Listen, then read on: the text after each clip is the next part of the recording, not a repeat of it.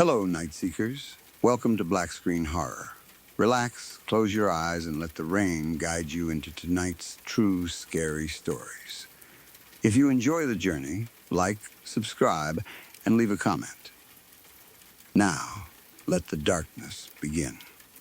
When I was 17, my father moved into a new house. My parents had been divorced for a few years by then, living apart, each building their own separate life. And my father had developed a habit that had slowly turned into something between a hobby and a small business.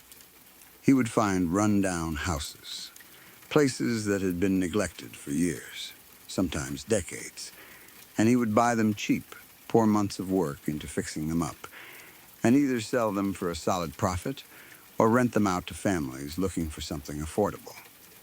He was good at it. He had an eye for houses other people overlooked. The kind with good bones hiding under peeling paint and water damage, and he genuinely seemed to enjoy the process of bringing something broken back to life. This new house was, on paper, no different from any of the others. Just another project. Just another old place with a story nobody had bothered to ask about yet. The house had belonged to an elderly woman before my father bought it. She had lived there for a long time, decades from what I understood, long enough that the house had settled into the particular shape of her life, the way old houses sometimes do, carrying the faint impression of the people who spent years inside them. She had passed away there in her old age, and after her death, her family had put the house on the market, likely eager to be rid of the upkeep and the memories both.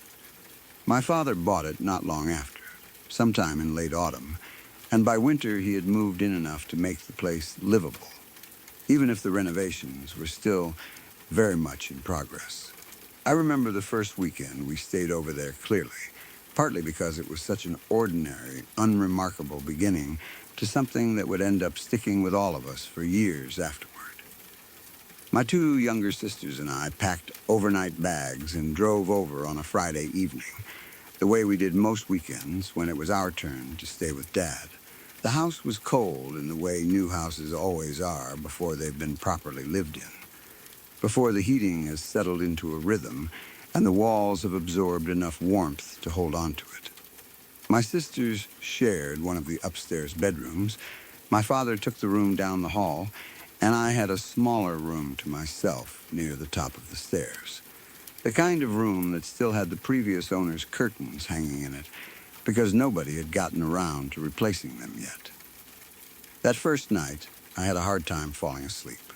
Nothing unusual there. New places always did that to me as a teenager, the unfamiliar creaks and settling sounds a house makes when you're not used to it yet. The strange angle of moonlight coming through curtains that weren't the ones I was used to at my mom's place. I tossed and turned for a while, drifting in and out, waking up every so often only to fall back asleep a few minutes later. But somewhere in the middle of that restless half-sleep, I started to notice something. Every time I surfaced from sleep, even briefly, I could hear voices. Not loud, not distinct, but there, definitely there, drifting through the walls like the sound of a television playing at the lowest possible volume in another room. A murmur. A back-and-forth quality to it, like a conversation, like two or three people talking quietly to each other somewhere close by. I did not think much of it at the time. It made perfect sense to me, half asleep as I was, that one of my sisters or my dad was also having trouble sleeping and had turned on a TV to keep themselves company, the way any of us might have done at home. I remember thinking, vaguely, that I should ask them to turn it down in the morning and then falling back asleep before the thought could fully form into anything more than a passing irritation. It did not scare me. It did not even really register as strange. It was simply background noise, the kind of thing you absorb and dismiss without giving it a second thought, especially at that hour, especially that tired. Looking back now, I try to remember the exact texture of that sound, the way you try to hold on to a dream after waking, and it is harder than I expect it to be. It was not sharp enough to be words. not structured enough to be a real conversation you could follow. And yet it had all the rhythm of one. Pauses that felt like someone listening. Little rises and falls that felt like someone responding. If you have ever stood outside a room where a television is playing very quietly, low enough that you cannot make out dialogue but can still sense the back and forth pattern of two actors talking, that is the closest comparison I can offer. Except there was no television. Not that first night, and not on any of the nights that followed. The same thing happened the second night. And the third, each night, waking in fragments, hearing that same low murmur of conversation drifting through the walls, assuming it was coming from whichever room, and each morning forgetting about it almost as soon as I was fully awake and distracted by breakfast, by whatever we had planned for the day, by the ordinary business of being a teenager on a weekend with her father and sisters. It was not until the third or fourth morning that I actually brought it up out loud, mostly out of mild curiosity rather than any real concern. We were all sitting around the kitchen table eating breakfast, the smell of toast and coffee filling the room, sunlight coming through windows that still needed new blinds, when I finally asked if anyone had been watching TV late at night. I explained that I kept hearing voices, quiet ones, like a television turned down low, coming from somewhere in the house each night before I fell asleep. My father looked up first, his expression shifting into something I could not quite place. My sisters exchanged a glance across the table, the kind of look siblings give each other when they've both been thinking the same thing but neither wanted to be the one to say it first. And then, one after another, they all confirmed the same thing. No, nobody had been watching TV. But yes, everyone had heard the voices too. Every single one of us, independently, without discussing it with each other beforehand, had assumed the sound was coming from somebody else's room. We had all just been quietly attributing the noise to one another, night after night, without ever once realizing that none of us had actually been the source of it. There was a strange kind of silence at the table after that admission settled in. Not quite fear, not yet, more like the uncomfortable feeling of a puzzle piece sliding into place and revealing a picture nobody particularly wanted to see. My father, ever practical, ever the type to find logical explanations for things, brushed it off fairly quickly, suggesting it was probably just the house settling, old pipes, maybe a neighbor's television, carrying strangely through shared walls or thin insulation. He was newly moved in, after all, and houses that had sat with minimal renovation for years sometimes had odd acoustic quirks nobody had bothered to fix. It made sense. It was a reasonable explanation. We all accepted it easily enough and moved on with our weekend. The topic fading into the background the way these things do when you're 17 and there are more immediately interesting things to think about. But it did not stop. The following weeks, whenever my sisters or I stayed over, the whispering continued, always at night, always in that same low television at minimum volume register, always sounding like conversation rather than static or mechanical noise. And it was not only us who noticed it. My father, staying there alone during the week while working on the house, began hearing it too, even on nights when none of us were there. He told me later that the first time he heard it while completely alone in the house, he got out of bed to investigate, certain he would find some rational explanation waiting for him. He checked the television in the living room. Off, he checked the small TV in his own bedroom. Off, he walked through the house, room by room, turning on lights, checking outlets, looking for any appliance or device that might be generating the sound. He found nothing. No television playing anywhere. No radio. Nothing plugged in that could account for it.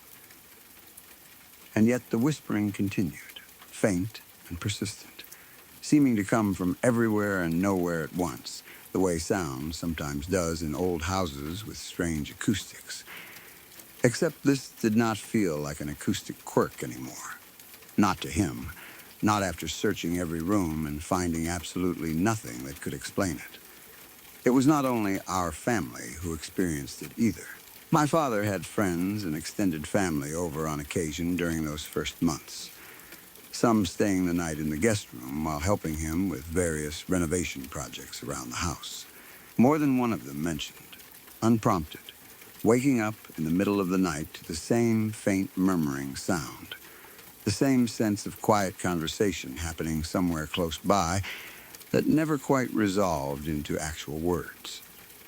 Most of them, like us initially, brushed it off without much alarm, assuming it was a television left on somewhere, or traffic noise carrying strangely through the walls, or simply their own tired minds playing tricks in the unfamiliar dark.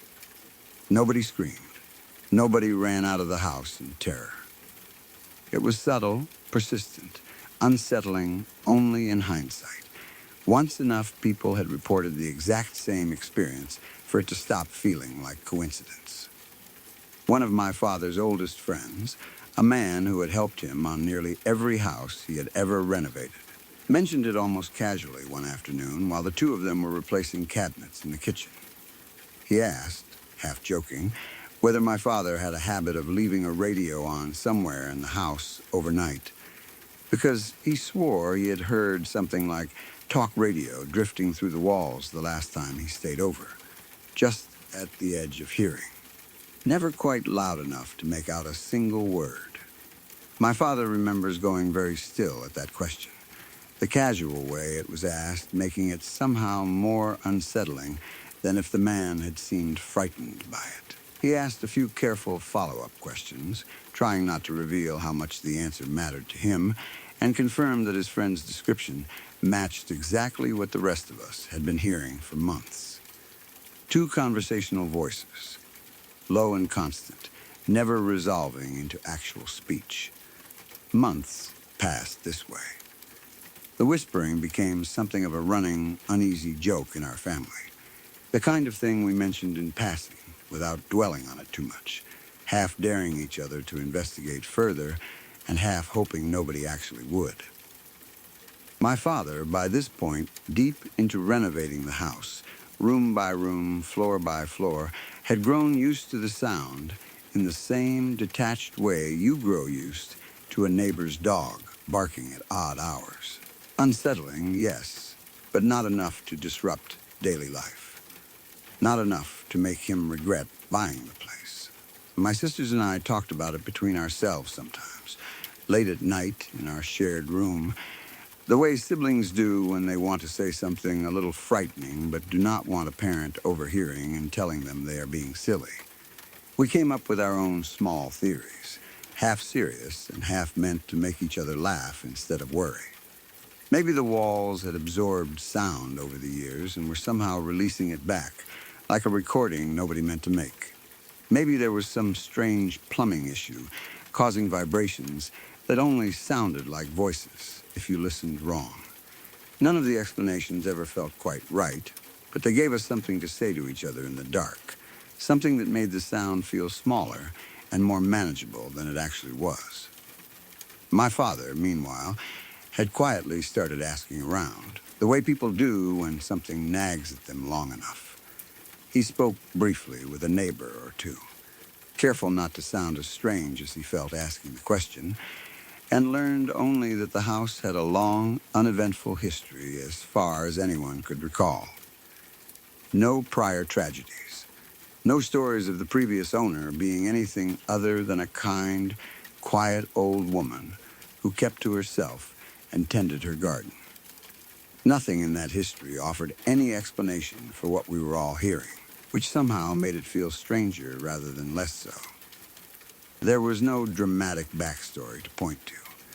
Just an ordinary house, an ordinary woman who had lived and died there peacefully, and a sound that none of us could account for. Then, around the start of the following year, my father had to undergo a fairly significant surgery. one that required weeks of recovery at home afterward. He spent much of that recuperation period alone in the house, moving slowly, sleeping irregularly the way people often do after surgery, caught in that strange in-between state of exhaustion and restlessness that makes sleep unpredictable and shallow.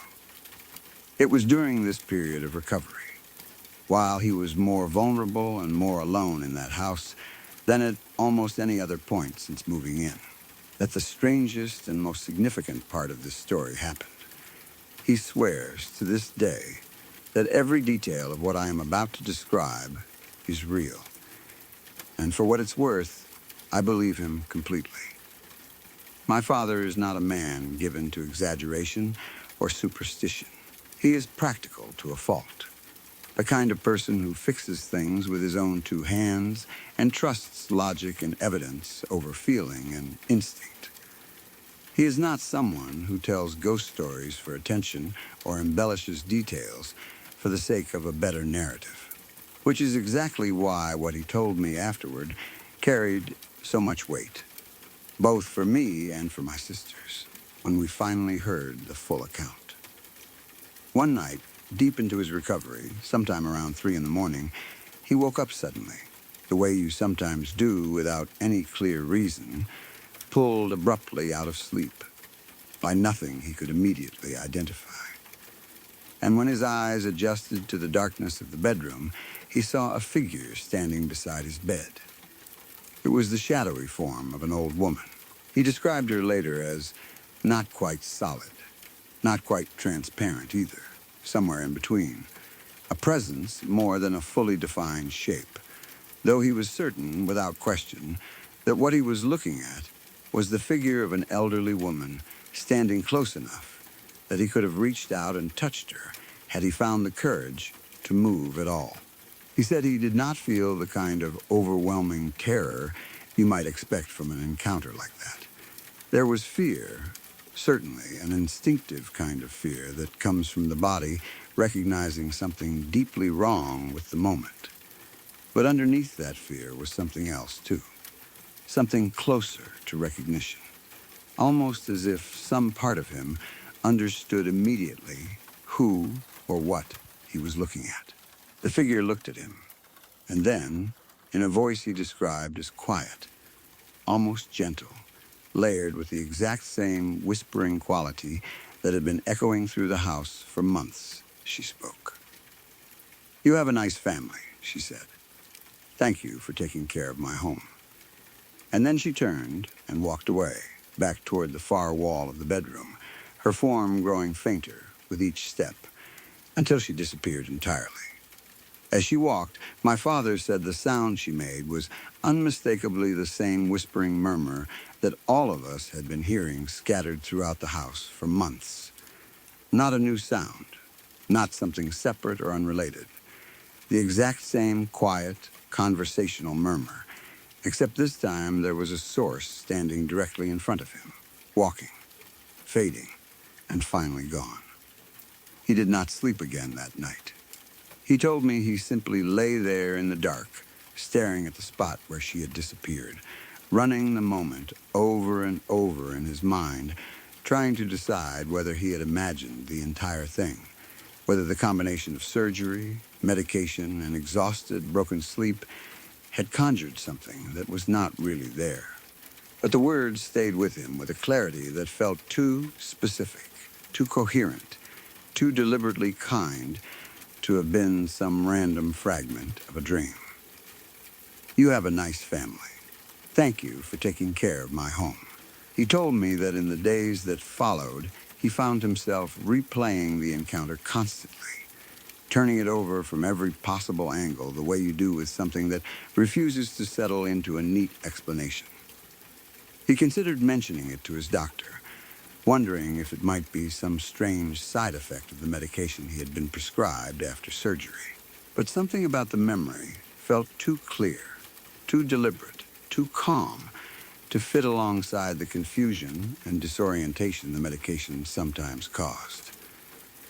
He had experienced medication-related grogginess before, mild hallucinations at the edges of sleep, And he said this did not feel anything like that. It felt like a visit. It felt like something that had come specifically to say what it needed to say, and then left once the message had been delivered. By the following night, the whispering had stopped. Not faded gradually, not tapered off over the following weeks the way you might expect from some natural explanation, finally running its course. It simply stopped, all at once, the very next night after that encounter, and it has never returned since. My sisters and I noticed it almost immediately on our next visit, that particular quality of silence in the house that we had not fully appreciated the absence of until it was suddenly, undeniably there. No more murmuring drifting through the walls at night. No more assuming someone else had left a television on. Just ordinary, unremarkable quiet. The kind every other house we had ever stayed in seemed to have without effort. It was sometime after that, months later, while continuing renovations, that my father was going through the attic, clearing out old boxes left behind by the previous family. Most of it junk that had accumulated over decades and never been sorted through before the house changed hands. Among the boxes, he found a collection of old photographs, faded and slightly warped with age, clearly belonging to the woman who had lived there before him and passed away in that very house. He brought the box downstairs, and the three of us, along with him, went through it together one evening, curious about the woman whose home we had unknowingly been sharing all this time. And there, among the photographs, we found several clear images of her. An elderly woman, gentle-looking, the kind of face that seemed to hold warmth even in a still photograph. My father went quiet the moment he saw them, staring at one particular picture for a long time before finally speaking. "That's her," he said. "That's exactly who I saw standing next to my bed that night." None of us knew quite what to say. We simply sat there together in that kitchen, passing the photograph between us, looking at the face of a woman none of us had ever met in life, but who my father was certain, without a single doubt in his mind, he had encountered standing beside his bed in the depths of a quiet winter night, thanking him, in her own quiet way, for taking care of the home she had once loved enough to stay behind in, even after she was gone. Even now, years later, my father still lives in that house. He never renovated the bedroom where he saw her, not out of superstition exactly, but out of something closer to respect. He says the room feels different to him now, warmer somehow, though he knows that probably sounds strange to anyone who has not lived through what he lived through. My sisters and I have both stayed there many times since, and none of us have ever heard the whispering return.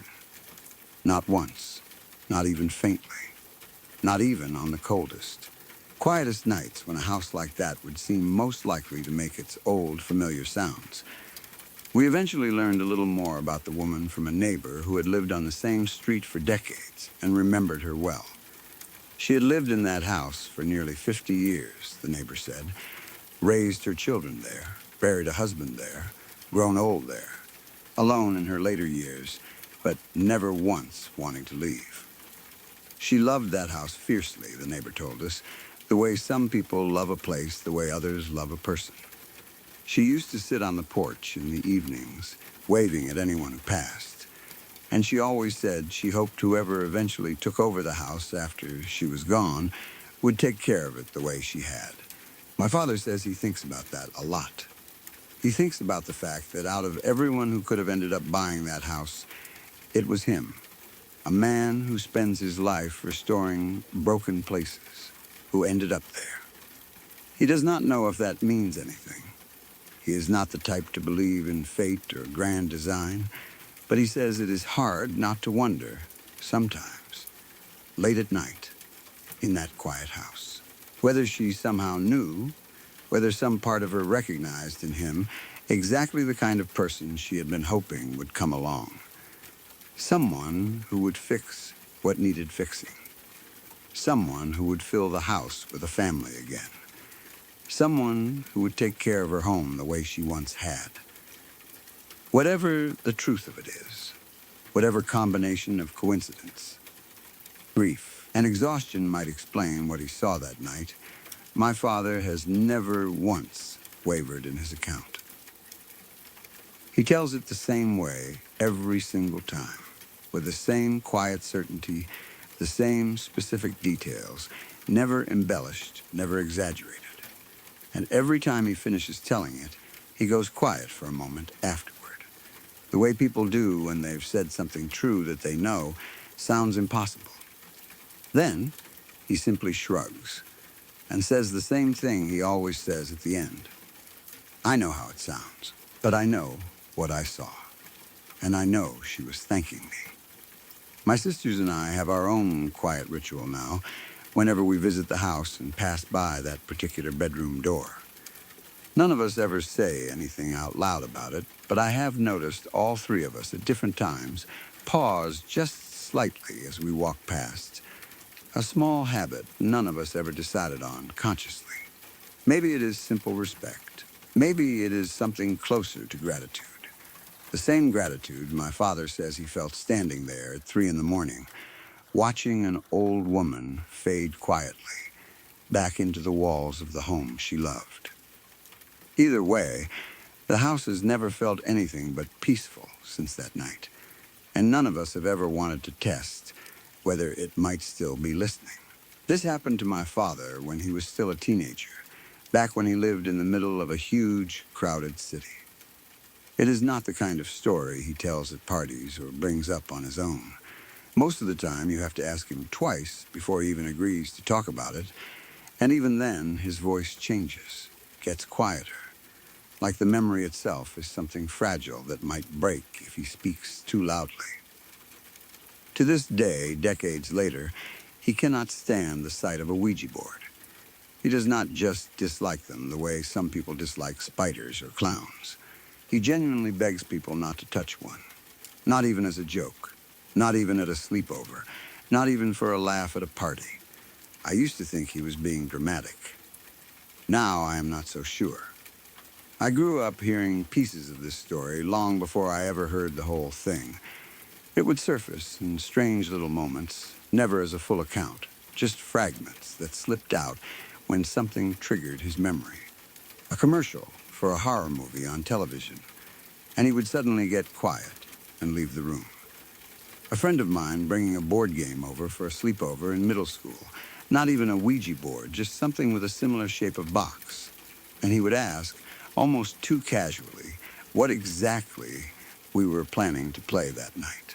It took me years to piece together why he reacted that way, and even longer for him to actually sit down and tell me everything from start to finish. When he finally did, it was late at night, the house quiet, both of us at the kitchen table with the lights dimmed low, and he told it slowly, carefully, like a man diffusing something that might still be live. The neighborhood he grew up in was not a nice place. It was the kind of place where porch lights stayed on all night, out of habit, rather than hope, where sirens were background noise instead of alarm, and where kids learned early to entertain themselves because there was rarely anyone around to do it for them. My father had 2 close friends growing up. For the sake of this story, we will call them Jake and Kyle.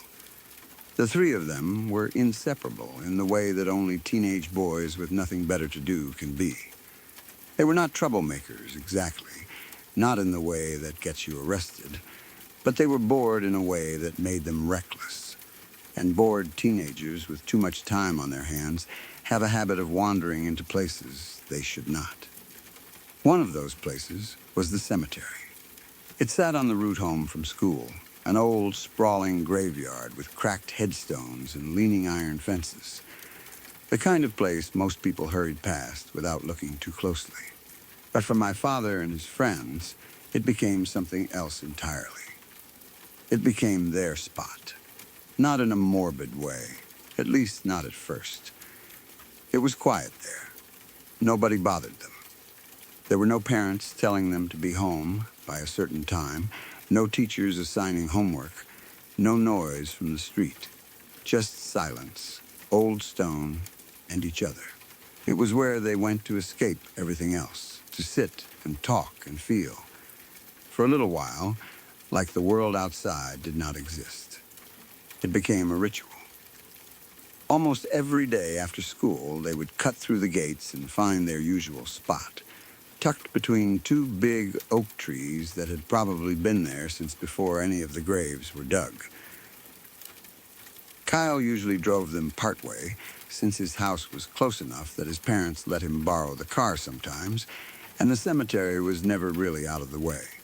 It fit naturally into their afternoons, like stopping for food or catching up on gossip. Looking back, my father says that was part of what made it feel so normal. It never felt sinister. It felt like their own private little world. He describes the cemetery itself in strange detail whenever he talks about it, almost as if the place has stayed sharper in his memory than anything that came before or after it. The gates were old iron, rusted at the hinges, and they groaned every single time somebody pushed them open, a sound so familiar to the three of them that they stopped noticing it after the first few visits. Some of the headstones dated back over 100 years, the names and dates worn almost smooth by decades of rain and wind, while others were newer, sharper, easier to read, a strange mix of old grief and recent grief sitting side by side under the same patch of grass. There was a caretaker who came by occasionally to mow the lawn or trim the hedges, an older man who never said much beyond a nod, and who never once questioned why 3 teenage boys kept showing up after school. Maybe he assumed they had family buried there. Maybe he simply did not care. Either way, nobody ever told them to leave, and so they kept coming back, day after day, week after week, until the cemetery stopped feeling like a place for the dead and started feeling like a second home. They talked about everything there. Girls they liked and were too afraid to approach. Fights with their parents. Plans for after graduation that felt both impossibly far away and terrifyingly close. Jake wanted to join the military, something his father had done before him, and he used to talk about it with a kind of nervous pride, like he was still deciding whether the idea excited him or scared him more.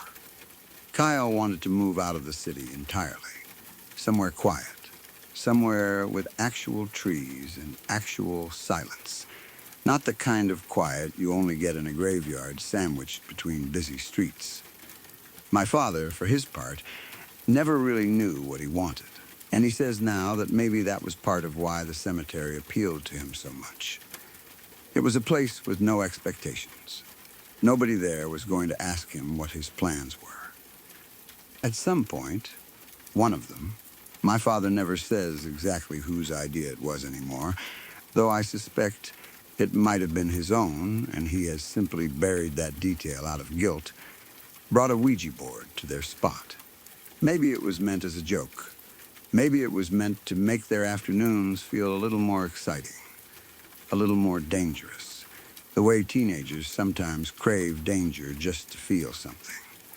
Whatever the reason, they started using it. Not constantly, not with any real seriousness, but often enough that it became part of their routine. Right alongside sitting under the oak trees and talking about nothing. At first, nothing happened.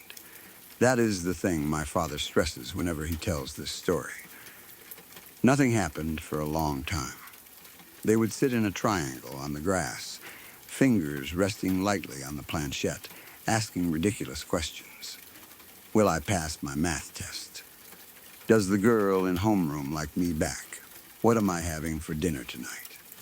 The board would spell out nonsense, or nothing at all, or answers so vague they could have meant anything. It became a joke between them, a way to kill time, no different than flipping a coin or reading a horoscope in the back of a magazine. They laughed about it. They never once, in all those afternoons, felt afraid. Looking back, my father admits there were small moments that should have unsettled him more than they did at the time. Nights when the planchette moved with a smoothness that did not quite match the jerky, uncertain way 3 nervous teenagers usually pushed it. Afternoons when the air around their spot felt colder than it had any reason to be, even in the middle of summer. And none of them commented on it, because none of them wanted to be the one to admit they had noticed. Once, Kyle asked the board a question about his grandmother, who had passed away the year before, and the planchette spelled out a phrase none of them expected. Something oddly specific about a ring she used to wear, a detail Kyle later confirmed with his mother, a detail none of them could have possibly known beforehand. At the time, they treated it as a coincidence, or maybe as proof that one of them was secretly guiding the board without admitting it. Nobody wanted to be the one who believed too much. Believing too much felt embarrassing, felt like admitting to something you were not supposed to admit to at that age. So they laughed it off, packed up the board, and went home like nothing strange had happened at all. That should have been the first warning sign, looking back. The absence of fear. The way something can feel completely safe right up until the moment it stops being safe at all.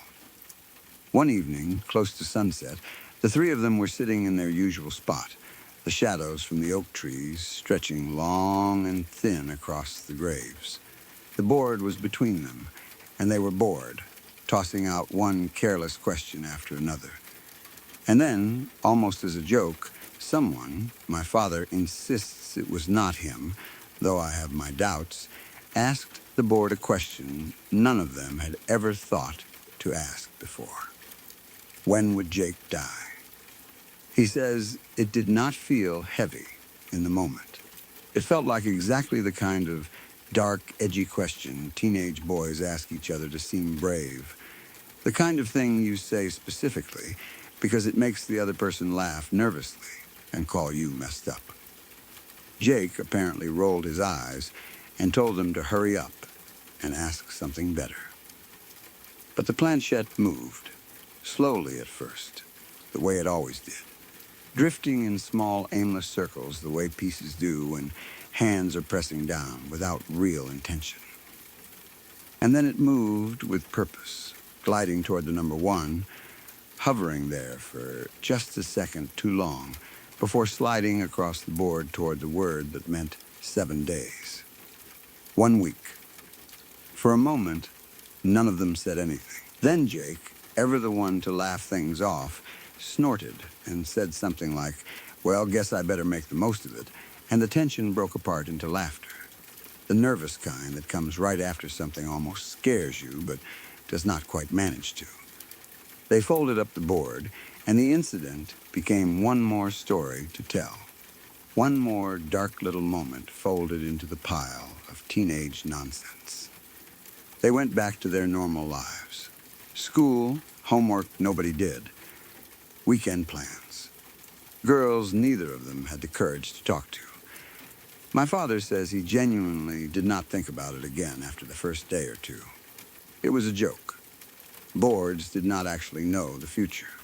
Boards were pieces of painted wood that moved because people, even without meaning to, pushed them.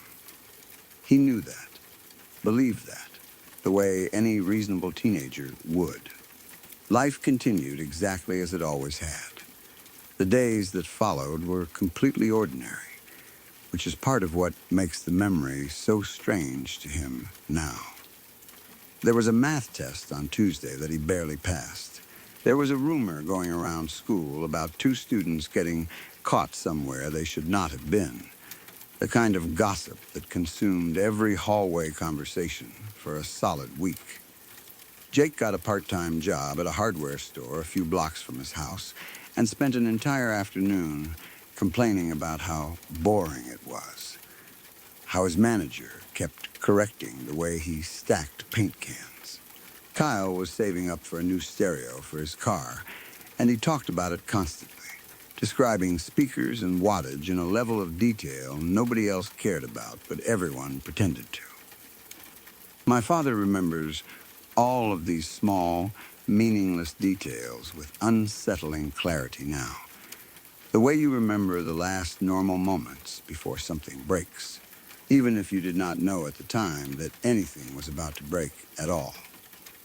Until about a week later, it was an ordinary afternoon, gray and a little cold, the kind of day that blends into every other day in memory, except for what happened at the end of it.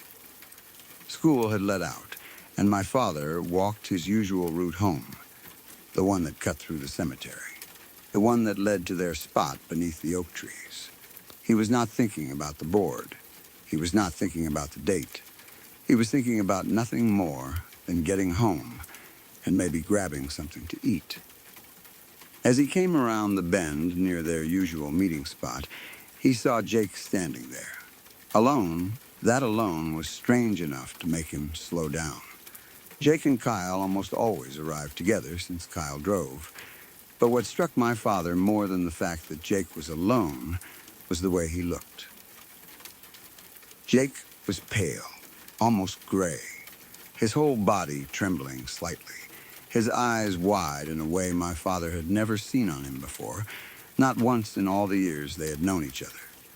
He looked like someone who had just witnessed something he could not process, something too big and too wrong to fit inside a normal afternoon. My father broke into a run.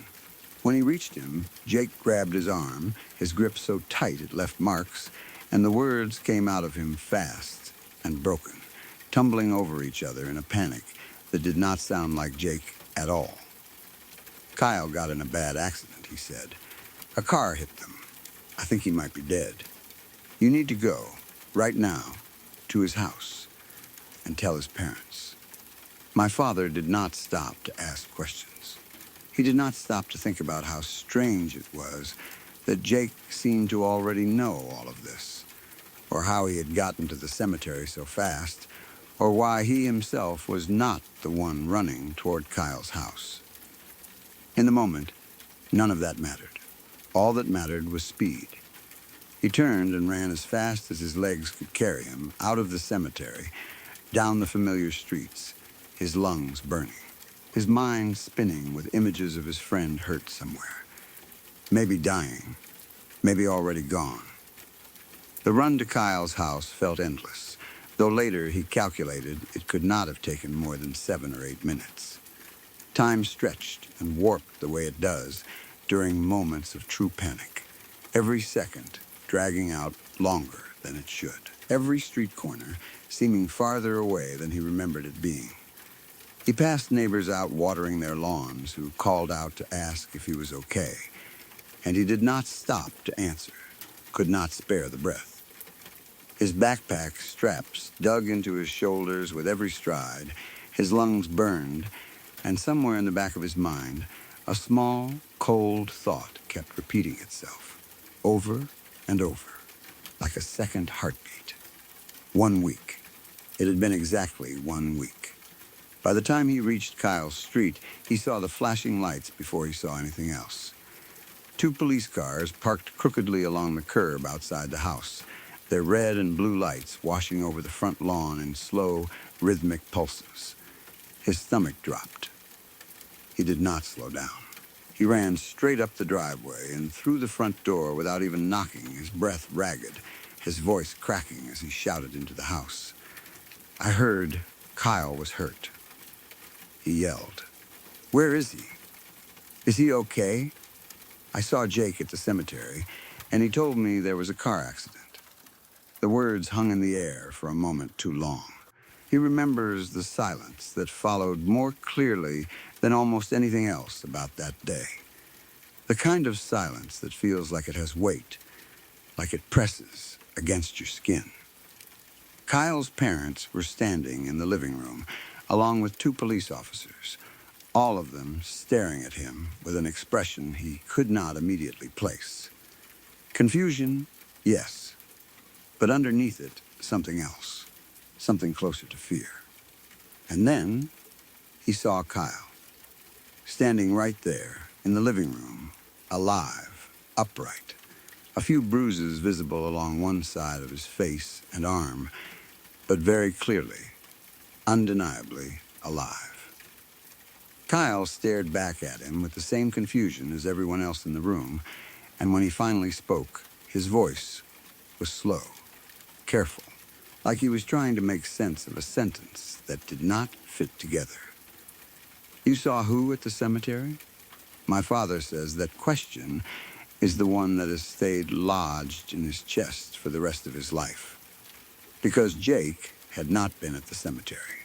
Jake could not have been at the cemetery. It turned out there had been a car accident that afternoon, exactly as Jake had described it. Kyle had been driving home, and Jake had gone along with him, the two of them planning to swing by the cemetery afterward to meet my father like they always did. Another car had run a red light and slammed into the side of theirs. Kyle survived with only minor injuries, cuts and bruises and a concussion that would heal in time. Jake took the full force of the impact. Jake did not survive. The timeline made no sense, and no matter how many times my father has gone over it in his head in the years since, it still does not make sense. The accident happened at almost the exact same moment my father was standing in the cemetery talking to what he believed, what he swears to this day was Jake, warning him, sending him to Kyle's house, standing there solid and real and terrified, gripping his arm hard enough to bruise. There is no explanation for it that my father has ever been able to accept. He has turned it over every possible way, more times than he can count, lying awake some nights, running through every alternative explanation he can think of. Maybe it was a trick of grief, a mind desperate to make sense of tragedy, filling in gaps with something that felt like closure. Maybe it was a stranger who resembled Jake, someone he mistook for his friend in a moment of panic. Someone who vanished into the cemetery before anyone thought to ask who he actually was. Maybe, somehow, timelines got confused in the chaos of that afternoon, and he is simply misremembering the order of events, softened and reshaped by decades of retelling, the way memory so often bends details to make a story easier to carry. He even tried, years later, to track down some kind of record that might confirm or deny what he remembered. Some witness who might have seen someone matching Jake's description near the cemetery that afternoon. He never found anything. Nobody else remembered seeing Jake there. Nobody could confirm or deny that he had ever left the accident scene at all, and in fact, according to the little information my father was eventually able to gather from Kyle years afterward, Jake had never regained consciousness after the impact. He had been unconscious, dying, in the moments my father swears he was standing under the oak trees, speaking to him clearly, gripping his arm, sending him running toward Kyle's house. There is no way to reconcile that detail. My father has stopped trying. But he does not believe any of those explanations. Not really. Not in the part of himself that still refuses to sit near a cemetery after dark, that still crosses the street rather than walk past certain places, that still, after all these years, cannot look at a Ouija board without his hands beginning to shake. Because the board had said 1 week, and exactly 1 week later, standing in that same spot beneath the same oak trees, Jake had been waiting for him, warning him, sending him away just in time to avoid seeing what happened at that intersection, sparing him from an image that might have broken something in him permanently. Whether it was truly Jake standing there that day or something wearing his face, something that knew exactly what my father needed to hear and exactly where he needed to be sent, is something my father has never been able to answer. He does not like to think about it too hard. He says thinking about it too hard makes the space behind him feel colder, makes him want to check over his shoulder even in rooms with no windows. What he does know What he is certain of beyond any doubt is that the board was right. It said 1 week, and 1 week later, someone died. And whatever answered his question that afternoon in the graveyard, whatever force moved that little wooden planchette across painted letters, it did not lie. That is why, to this day, whenever anyone brings out a Ouija board at a party or a sleepover, or even just as a joke, my father leaves the room. He does not explain unless someone asks. He does not lecture people about the dangers of the occult or claim to understand what happened to him that year. He simply asks, quietly, seriously, that people put it away. Because somewhere out there, he believes, something answered honestly. And once it has your attention, once it has spoken your name and set a date, it does not simply forget about you. It keeps its word. He has never touched one since. He never will. And every single year, on the same date, without fail, he goes quiet. He does not talk about it much on that day. He just sits a little stiller than usual, staring somewhere past the room, remembering an afternoon in a cemetery he has never fully been able to leave behind. He and Kyle stayed close for a while after that, though the friendship never quite recovered its old shape. There was too much unspoken between them, too many questions neither of them could bring themselves to ask out loud. Kyle moved out of the city a few years later, the way he had always talked about wanting to, and the two of them drifted apart the way old friends sometimes do, not out of any falling out, but simply because the version of themselves that had been friends belonged to a place and a time that no longer existed. My father does not know if Kyle still thinks about that afternoon. He has never asked. Some part of him is afraid of what the answer might be. The cemetery is still there, still standing in the middle of that same crowded city, though my father has not gone back since he was a teenager. He says he does not need to. He says some places do not require a return visit for you to still feel connected to them, still tethered to whatever happened there. He carries it with him instead, folded somewhere quiet in the back of his mind, brought out only on that one date every year, or on nights like the one he finally told me everything, sitting at the kitchen table with the lights turned low, his voice steady, but his hands, I noticed, never quite still. Whatever answered them that evening under the oak trees, whatever wore Jake's face and grabbed his arm and sent him running in the opposite direction of tragedy, my father has made a kind of uneasy peace with never fully understanding it. He does not need an explanation to know that the warning saved him. He does not need proof to know that something out there responded, clearly and specifically, when three bored teenagers asked a question they never should have asked. All he knows, all he has ever needed to know, is that the board said 1 week, and 1 week later, it was exactly right, down to the day, down to the hour. And whatever gave that answer is still out there somewhere, patient, listening, waiting for the next person foolish enough to ask. My parents have lived in the same house for about 18 years now. I am 20 myself, so for almost my entire life, that house has been the only real home I have ever known. The backdrop to every birthday, every holiday, every ordinary evening of my childhood. And for as long as I can remember, I have always had this quiet, persistent feeling that the house itself, and maybe even my family along with it, was somehow more sensitive than most to things that do not have an easy explanation. Small things happened over the years. Objects moving when nobody was near them. Cold spots in certain rooms that never quite matched the rest of the house. A general sense, sometimes, of not being entirely alone even when everyone else was asleep. None of it was ever dramatic enough to be the kind of story people tell at parties. Just a low hum of strangeness running underneath our ordinary family life, easy enough to ignore most of the time.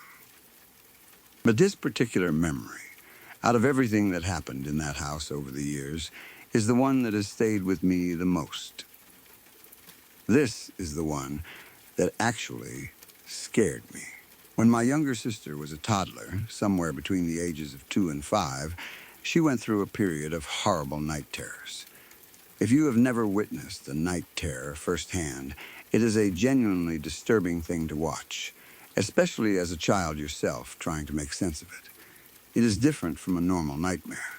A child in the middle of a night terror does not simply wake up frightened and cry for comfort the way you might expect.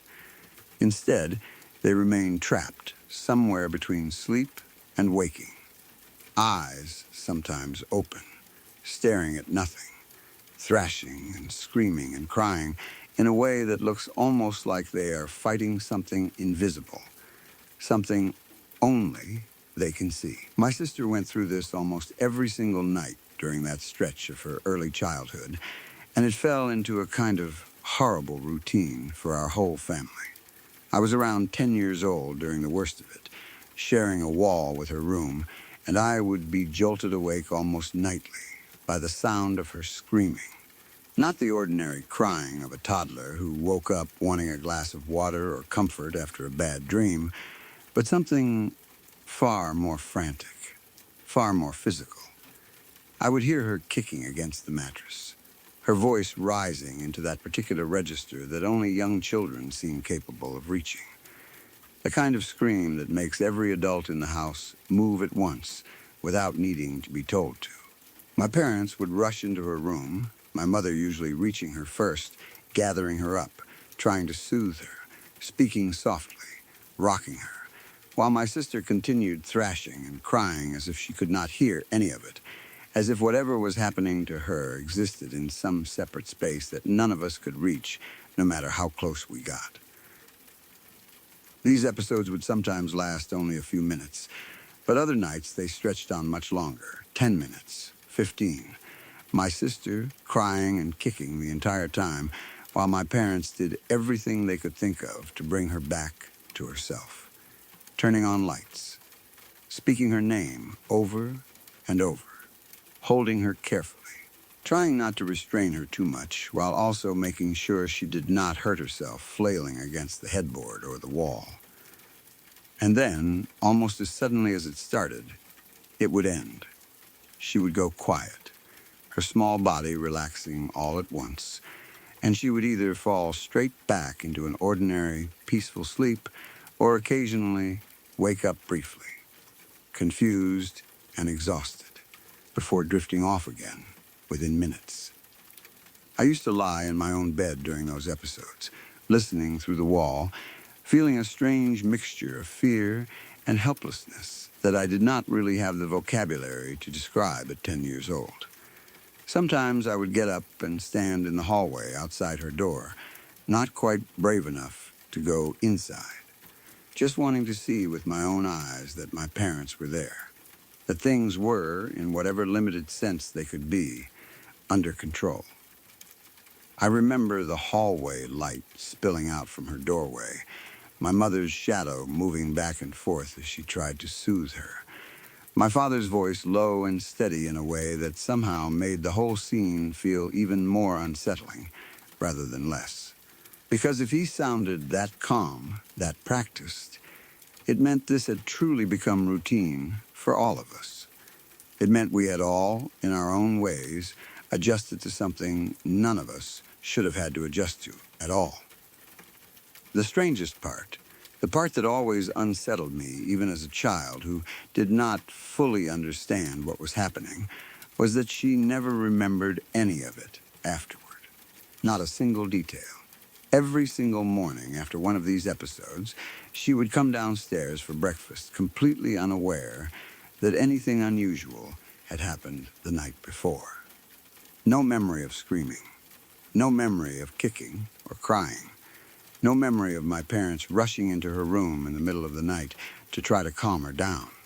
It was as if some entirely different version of her had lived through those minutes of pure terror, and by morning, that version had been replaced by the ordinary, cheerful toddler we all knew, who wanted cereal and cartoons, and had absolutely no idea why everyone around the breakfast table looked so tired. This happened almost every night for what felt, at the time, like an impossibly long stretch. Though looking back now, I imagine it was probably closer to several months at its worst, tapering in frequency and intensity as she got a little older. My parents eventually took her to see a pediatrician about it, and they were told what most parents are told in situations like this, that night terrors, while frightening to witness, were relatively common in young children and usually something they grew out of naturally as their nervous systems developed and matured. There was no dramatic medical explanation offered, no underlying condition to treat, just reassurance that this was, in the broadest clinical sense, normal. My parents held on to that reassurance as best they could, even as the nightly screaming continued to disrupt the entire household. Even as all of us grew increasingly exhausted from broken sleep that repeated itself night after night without any clear end in sight. I remember those months as a strange, heavy blur, my own sleep constantly interrupted, my parents moving through their days looking progressively more drained. The whole house existing under this low, constant tension of waiting for the next episode to begin. We never knew which nights would be bad. Some nights she slept through peacefully, and we would wake up almost surprised, almost suspicious of the quiet, half expecting it to break at any moment. Other nights, the screaming would start almost as soon as she fell asleep, sometimes as early as 8 or 9 in the evening, and continue on and off well past midnight, each episode blending into a kind of exhausting rhythm none of us ever fully adjusted to. Our house itself did not feel like a frightening place during the daytime, and I want to be clear about that, because it is easy for a story like this to make a childhood home sound like something out of a horror movie, dark and oppressive at every hour. It was not like that at all. During the day, it was simply our house, ordinary and warm, filled with the usual noise of a young family, cartoons playing in the living room, my mother cooking dinner, my father coming home from work. It was only at night, and even then only in that particular stretch of years, that something underneath the ordinary surface of the house seemed to shift, seemed to press in a little closer than it should have.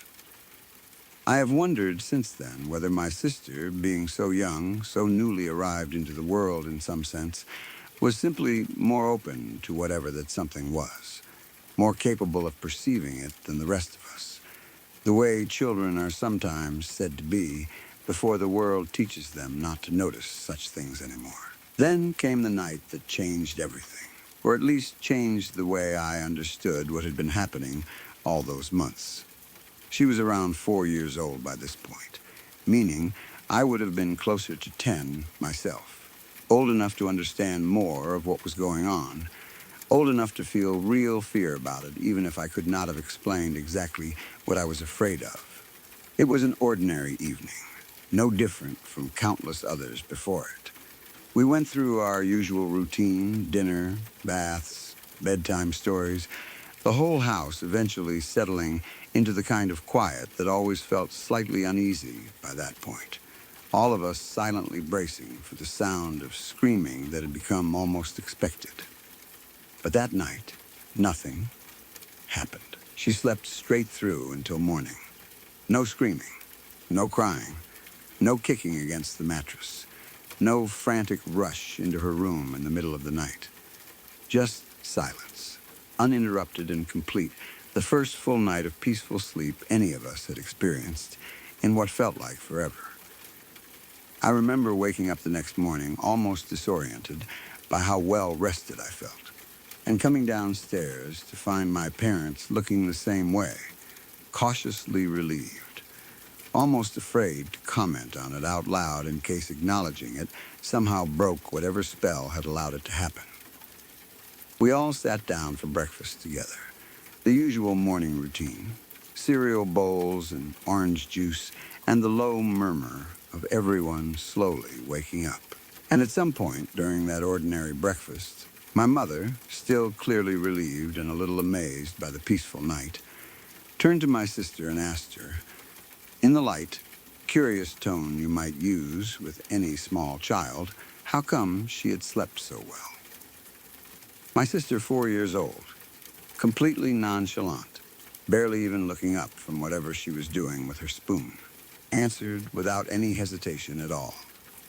She said, in the simple, matter-of-fact way small children say things without understanding the weight behind them, that the good people had come and told her not to listen to the bad people. She said they told her they would keep her safe.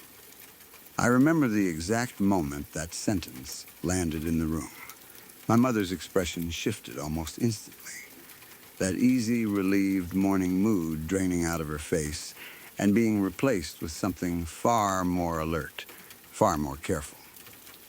She asked my sister, keeping her voice as calm and casual as she could manage, who the good people were.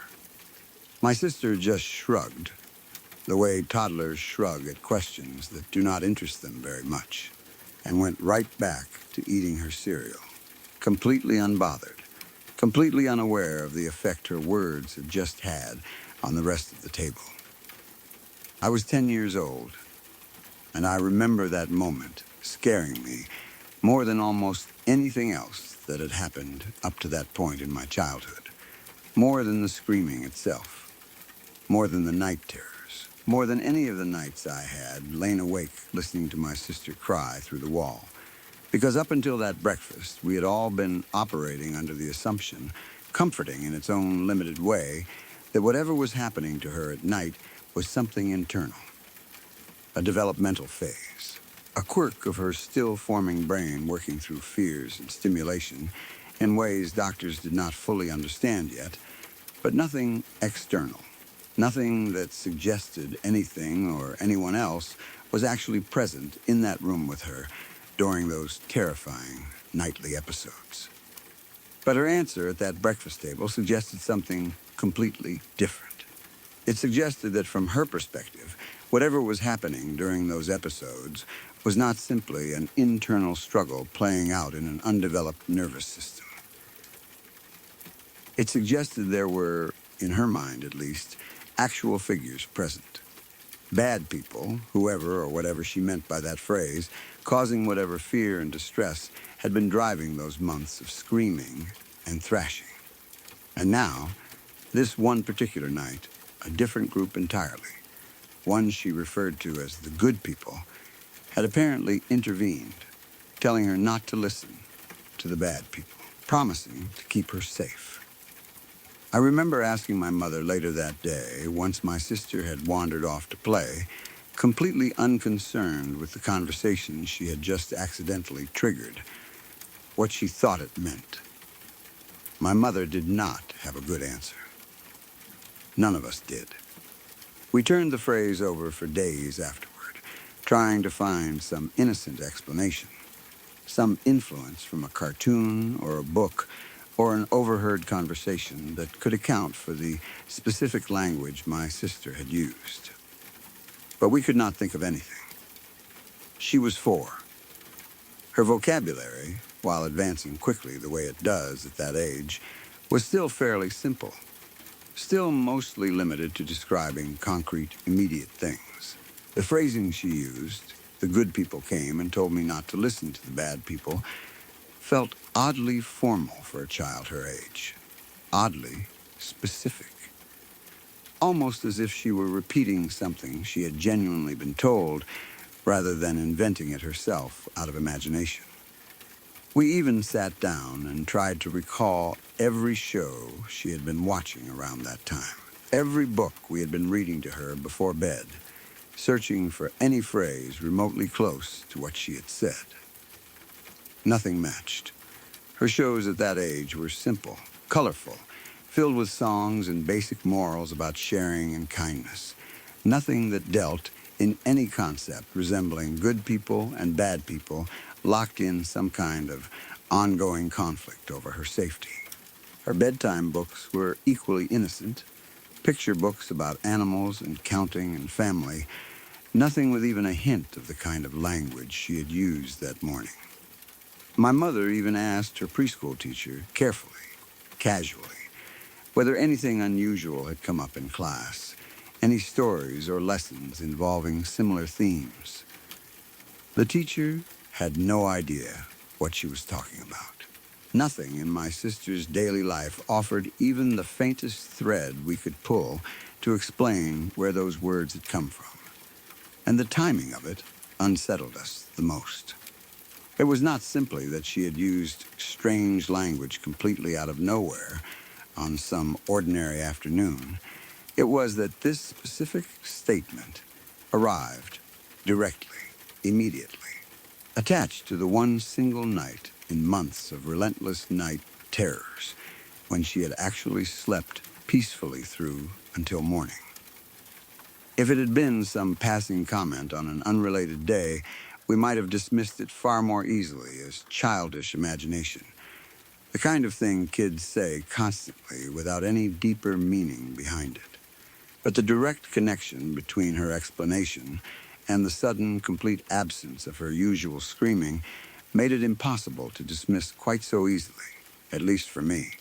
At least at 10 years old, lying awake that following night, listening carefully to the silence on the other side of the wall, half expecting the screaming to start again, and half terrified of what it might mean if it did not. After that night, her night terrors did gradually begin to decrease in both frequency and intensity, though they did not vanish entirely all at once. There were still difficult nights in the weeks and months that followed, though never quite as severe, never quite as frequent as they had been during the worst of that earlier stretch. Eventually, as she grew older, they faded away almost completely, the way the pediatrician had originally predicted they would, until they became simply a difficult memory belonging to our family's early years in that house, rarely discussed, mostly forgotten by everyone except me, and certainly forgotten entirely by my sister herself. I remember watching her closely in the weeks that followed that breakfast, half expecting her to say something similar again, half hoping she would, if only so the rest of us could ask more questions, could try to understand a little better what exactly had happened, and who exactly these good people and bad people were supposed to be.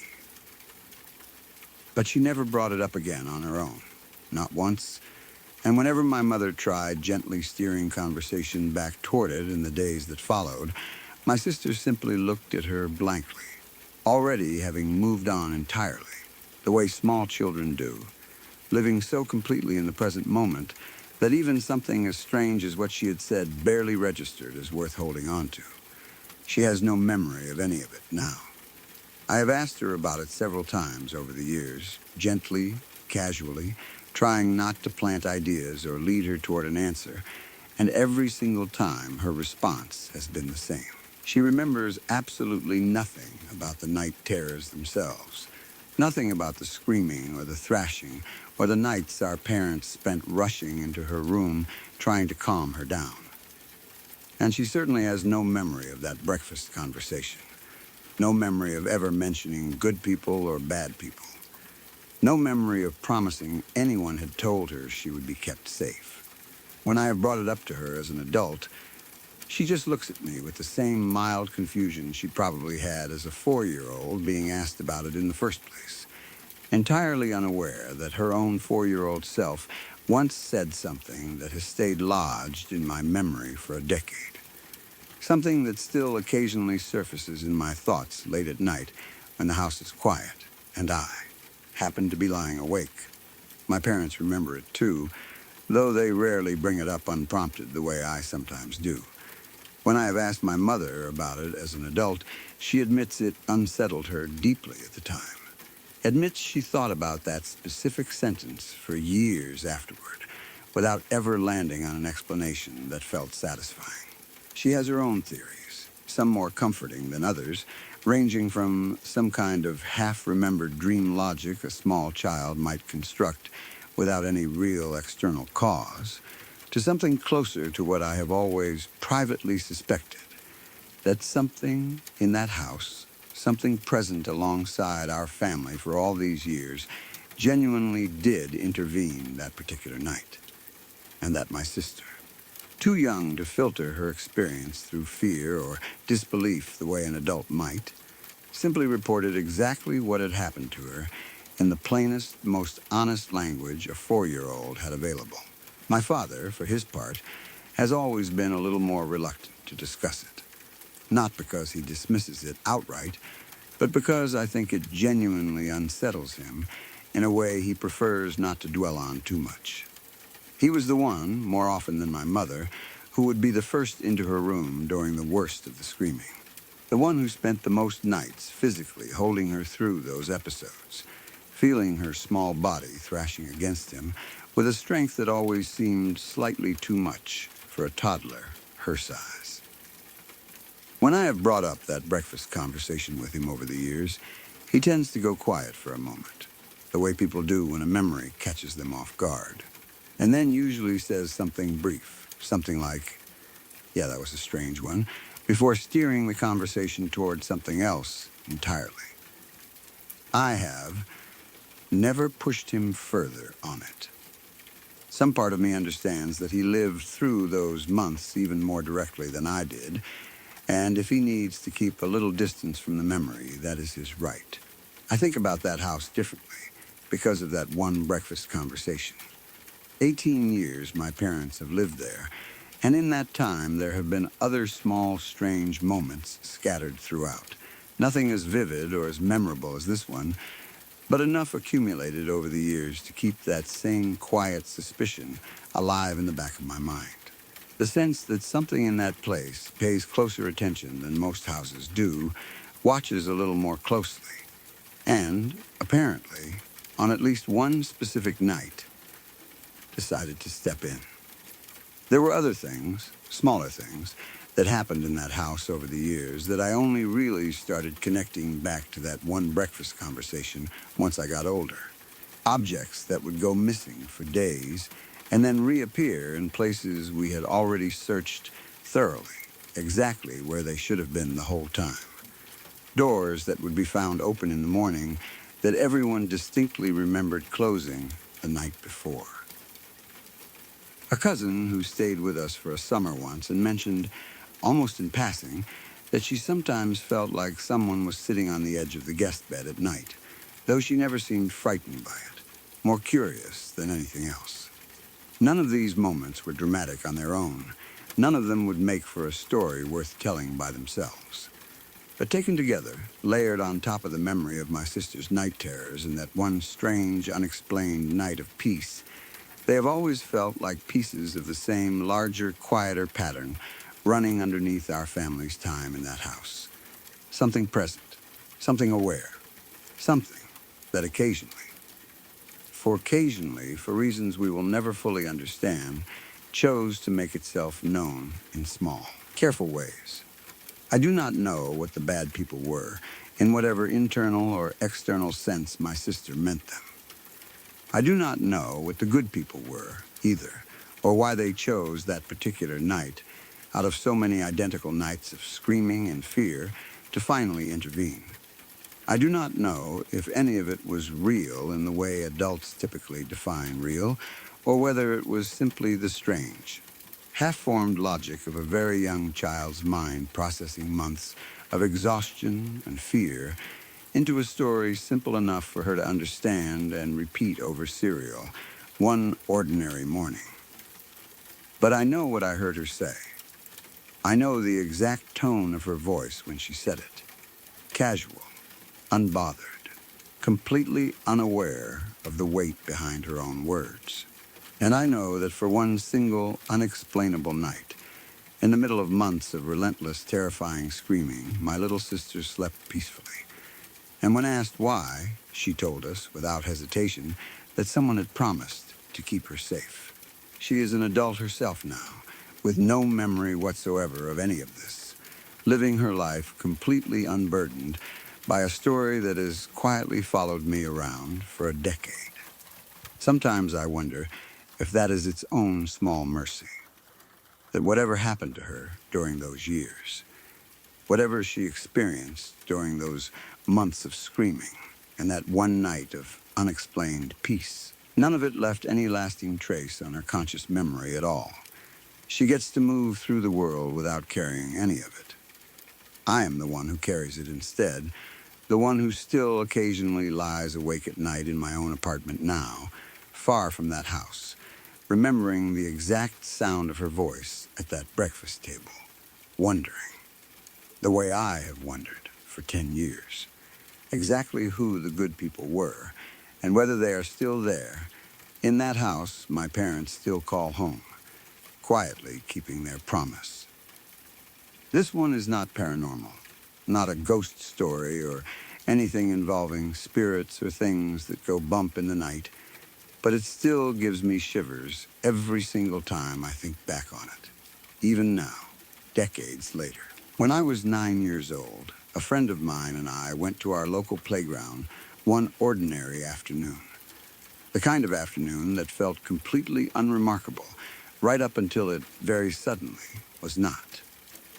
We lived on an army estate at the time, what people back then called married quarters, rows and rows of identical houses assigned to military families, all clustered together in tight little communities that existed almost like their own small towns.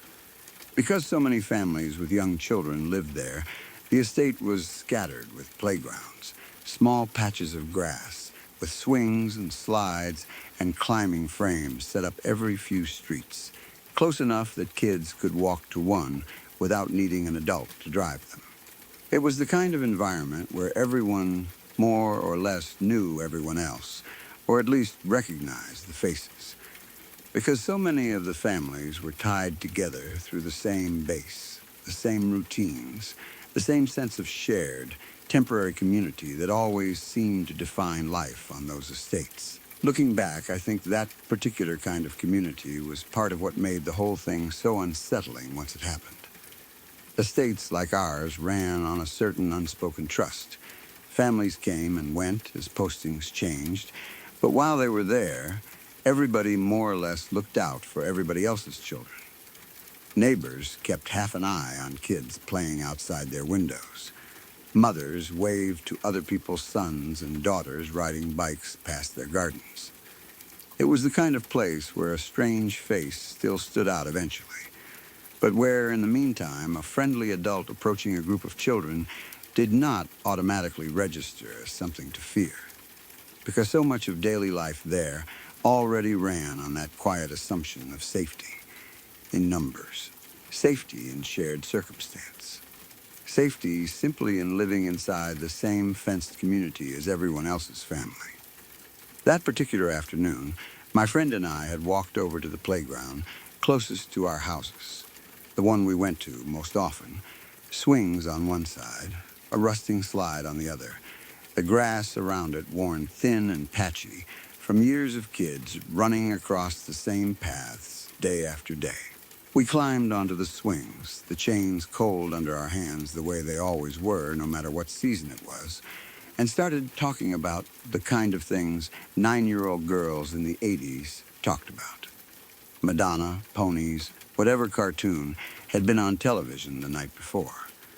Nothing important, nothing memorable in itself, just the easy, meandering conversation kids have when they are entirely comfortable, entirely unguarded, with absolutely no reason to think anything about that afternoon would end up being different from any other afternoon we had spent at that same playground 100 times before. I do not remember exactly how long we had been there before he showed up. Long enough that we had settled into a rhythm on the swings, pumping our legs, going higher, still talking, still completely absorbed in our own little world the way children are when they feel safe. And then, at some point, a young man walked over toward us. He looked to be around 25 or so, though at 9 years old, my sense of adult ages was fairly rough. So he could have been a few years older or younger than that.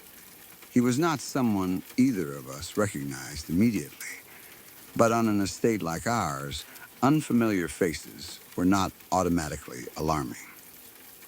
New families moved in and out constantly. Visiting relatives came and went, and there were always people around whose faces you had not quite placed yet. My first instinct, and I remember this clearly, was to assume he might be my friend's cousin, or maybe an older brother of someone else we knew, some tangential connection to the wider web of estate families that made his presence feel explainable rather than strange. He started talking to us almost immediately, in a friendly, easy sort of way that did not initially raise any alarm. My friend, being the more outgoing of the two of us, asked him his name fairly early on in the conversation, the way kids do when they are trying to place an unfamiliar adult into some kind of understandable context. He did not answer. Instead, he changed the subject, smoothly, almost skillfully, redirecting the conversation toward us instead. He asked how old we were. He asked what we liked to do, what our hobbies were, whether we liked animals. It felt, at the time, like ordinary small talk, the kind of questions any friendly adult might ask children they had just met. It was only much later, replaying the conversation over and over in my head as an adult myself, that I recognized the pattern for what it actually was. Every single question was about us, personal, specific, designed to draw out information. And every single question aimed back at him, anything that might have identified who he actually was, got quietly deflected. At the time, none of that registered as strange to me.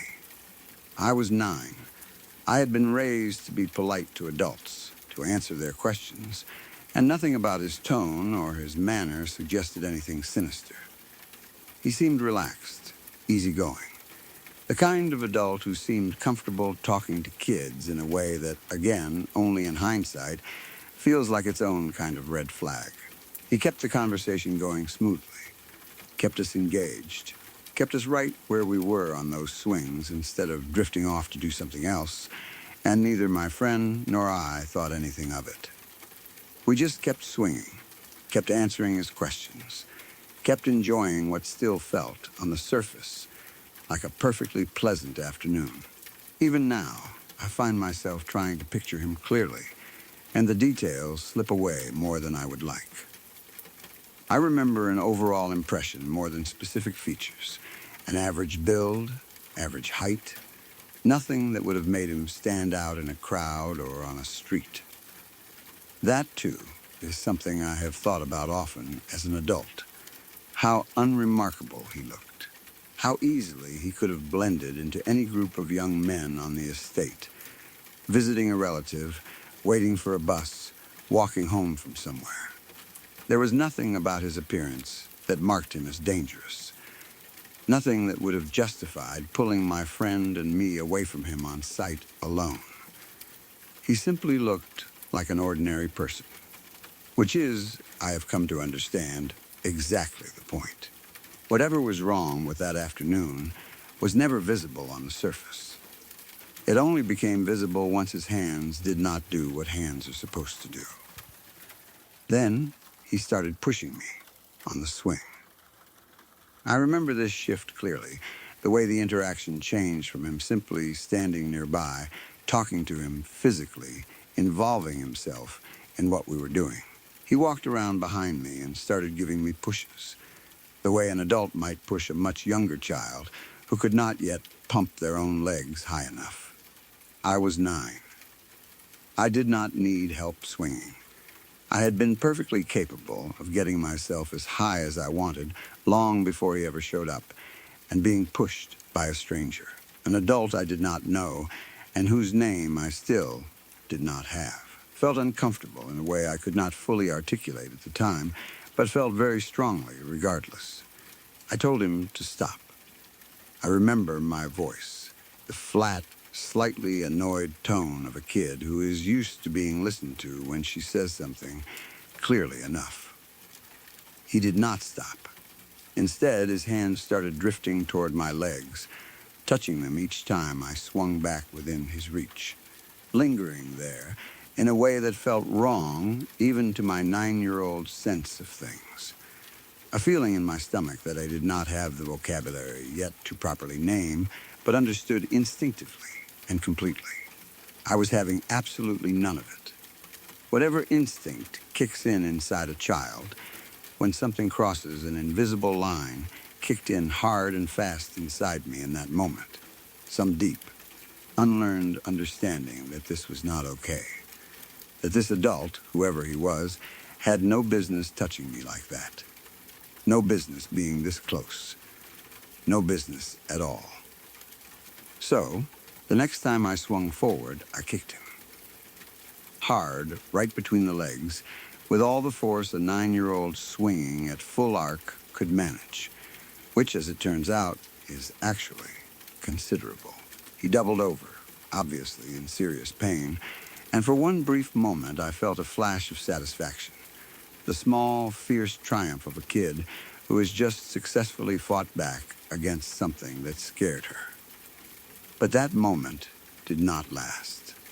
Instead of backing off, instead of simply nursing his injury and leaving us alone the way I fully expected him to, he reacted instead with something closer to fury. His hands shot out and grabbed my legs, and before I fully understood what was happening, he yanked backward, hard, tipping me clean off the swing. I remember the sensation of falling more clearly than almost anything else about that entire afternoon. The disorientation of suddenly losing the seat beneath me, the swing chain slipping out of my grip, the brief, weightless second of knowing I was falling, but not yet knowing how badly it was going to hurt. And then, the ground. I hit the back of my head against the hard-packed dirt beneath the swing set, that particular worn patch of earth every playground swing set has, packed solid from years of feet dragging and scuffing across it, offering absolutely no cushioning at all. The impact knocked the breath out of me, a sharp ringing pain blooming across the back of my skull, my vision swimming for a moment as I lay there stunned, trying to process what had just happened. My friend started screaming almost immediately. A real scream, loud and panicked, the kind of sound that cuts through an entire playground and makes every adult within earshot turn their head. I do not know exactly what she was screaming, whether it was actual words or just pure instinctive noise, but it worked exactly the way screams like that are supposed to work. It was loud. It was sudden, and it seemed to break whatever moment of rage or panic had taken hold of the man who had just thrown me off the swing. Because the second my friend started screaming, he turned and ran. I remember watching him go from where I lay on the ground, still catching my breath, still trying to make sense of the throbbing pain at the back of my head. He did not walk away casually the way someone might if they wanted to avoid drawing attention. He ran, fast, in the specific, desperate way people run when they know they have been caught doing something they should not have been doing, when the only thing left to do is put as much distance as possible between themselves and whatever consequence might be coming. I watched him disappear around the corner of one of the identical rows of houses that made up our estate, and then he was simply gone, swallowed up into the maze of streets that all looked more or less the same to a 9-year-old's eyes. My friend helped me up, still crying, still shaking, both of us moving on pure adrenaline at that point rather than any clear thought process. My head hurt, badly, a dull, pulsing ache that made the whole world feel slightly tilted. But somehow, in that moment, the physical pain barely registered compared to the confusion and fear of what had just happened. We did not stop to discuss it, did not stop to process it the way adults might have. We simply ran, both of us, as fast as our legs could carry us, straight back to my house, straight to my mother, the only adult either of us could think to run toward in that moment. I remember bursting through the front door, both of us talking over each other, the words tumbling out in a jumbled, breathless rush that probably made very little sense at first. My mother's face changed the instant she understood even fragments of what we were trying to tell her, that a strange man at the playground had grabbed me, had pulled me off the swing, that I had hit my head, that he had run off when my friend screamed. She did not waste time asking us to slow down and explain more clearly. She got us both sitting down, checked the back of my head carefully, her fingers gentle but urgent as she felt for any obvious injury. And then she picked up the phone and called the police almost immediately, her voice tight and controlled in the specific way adults sound when they are working very hard to stay calm in front of frightened children. The police arrived at our house not long after, and I remember answering their questions as best I could, describing the man as clearly as a 9-year-old's memory could manage. Young, maybe around 25. Nothing especially distinctive that I could recall. No scars or unusual features. Nothing that stood out beyond the simple, unsettling fact that he had been a stranger who should not have been paying that much attention to two young girls alone on a playground swing set. My friend gave her own account alongside mine, and between the two of us, the police pieced together a description that they clearly took seriously, their expressions growing steadily more focused, more concerned, the more we told them. It was only afterward, once the immediate shock had faded a little, that we learned this had not been an isolated incident. My mother sat us down, along with the other parents in the neighborhood who had gathered once word started spreading, and explained, carefully, in the gentlest way she could manage, that similar things had apparently been happening around the estate recently. Other reports, other encounters with an unfamiliar man approaching children, asking questions, trying to get them alone or physically closer than they should have been. We were far from the first, it turned out, and the timing of what had happened to me seemed to slot directly into a pattern the local police had already started quietly investigating before that afternoon ever happened. For the following few days, every family on the estate seemed to move a little more carefully than usual. We were told, firmly, to stay close to home, to avoid the playgrounds entirely for a while, to make sure we were never outside alone, even for short stretches of time. The usual freedom kids had on that estate, wandering between houses, playing at whichever playground happened to be closest, evaporated almost overnight, replaced by a kind of watchful, anxious caution that settled over the whole community. Parents who normally let their children roam fairly freely within the estate suddenly wanted to know exactly where everyone was at all times. Groups of kids who used to split off in 2s and 3s to different corners of the neighborhood started sticking together instead, an unspoken agreement forming among all of us that there was safety in larger numbers, at least for a while. I do not know to this day whether the man was ever caught. I was 9, and information like that, if it ever came, was not necessarily shared directly with the children involved, filtered instead through parents who likely made their own decisions about how much of the outcome, if there even was one, was appropriate to tell us. What I do know is that my head hurt for days afterward, a dull ache that eventually faded, though the memory of hitting the ground, of that brief, disorienting moment of falling, never really did in the same way. And I know that every time, even now, decades later, I see a swing set. Some small, distant part of my brain flickers back to that ordinary afternoon that so suddenly stopped being ordinary. Back to a stranger who could not remember to answer a simple question about his own name, but had no trouble at all asking us everything about ourselves.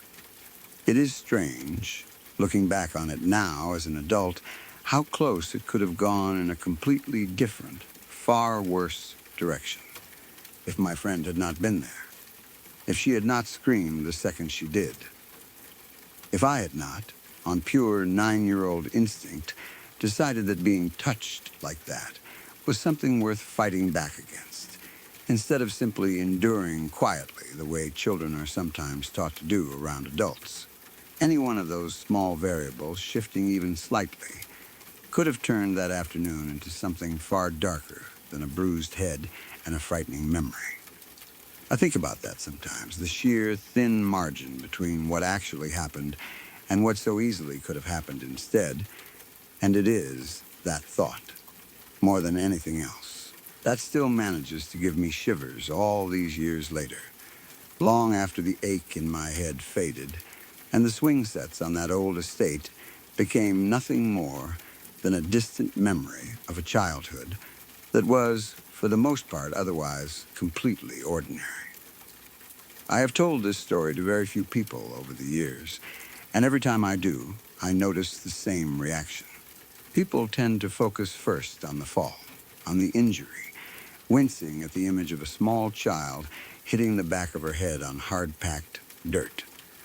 It takes them a moment longer to arrive at the part that actually unsettles me the most, even now, which is not the fall itself, but everything that led up to it. The ordinary friendliness, the careful, patient way he avoided giving his name while collecting every other piece of information about us that he could. The casual way he inserted himself into something as small and mundane as pushing a child on a swing, using an act that looks completely innocent from a distance as cover for something that was not innocent at all.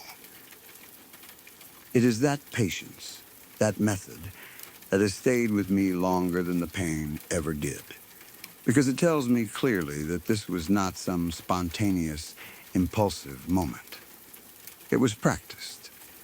It was something he had likely done, in one form or another, before he ever walked up to us that afternoon, and the thought of that, of how many other playgrounds, how many other swing sets, how many other unremarkable sunny afternoons he might have approached in exactly the same way, is the part that truly never leaves me. I worked for a while as a security lieutenant at a National Guard airfield, the kind of job that sounds a lot more exciting on paper than it usually was in practice. Most nights it meant long, uneventful hours walking the same buildings, checking the same locks, filling out the same logs, the entire job built around the assumption that nothing was ever supposed to happen. And for most of my time there, nothing ever did. It was quiet work, sometimes boring work. The kind of job where you learn every creak in every hallway simply because you have walked past it 100 times before and your brain has stopped bothering to flag it as unusual. But there was one night that broke that pattern completely. One night that has stayed with me clearer than almost anything else from that entire stretch of my life, and it is the reason I ended up quitting that job only 2 weeks later. It happened around 2 in the morning, deep into one of my usual overnight patrols. Part of my regular route took me through the main drill hall and the attached office area, a large building that housed administrative offices, meeting rooms, and the big open drill hall itself, the kind of space used for formations, ceremonies, indoor training, when the weather outside made the airfield unusable. At that hour, the building was always completely empty. No late working officers, no cleaning crews, nobody at all. Just me, my flashlight, my keys, and the long, familiar quiet of a building built for hundreds of people, but currently holding exactly one. The building itself was old, older than most of the other structures on base, with a kind of layout that made it feel larger at night than it ever did during the day. Long, straight hallways with office doors lining either side. Most of them frosted glass panels that let a faint gray shape of moonlight through even with the lights off. The drill hall sat at the far end, a wide-open room with a high ceiling and a polished wood floor, empty except for a scattering of folded chairs stacked along one wall and whatever equipment happened to be stored there that week.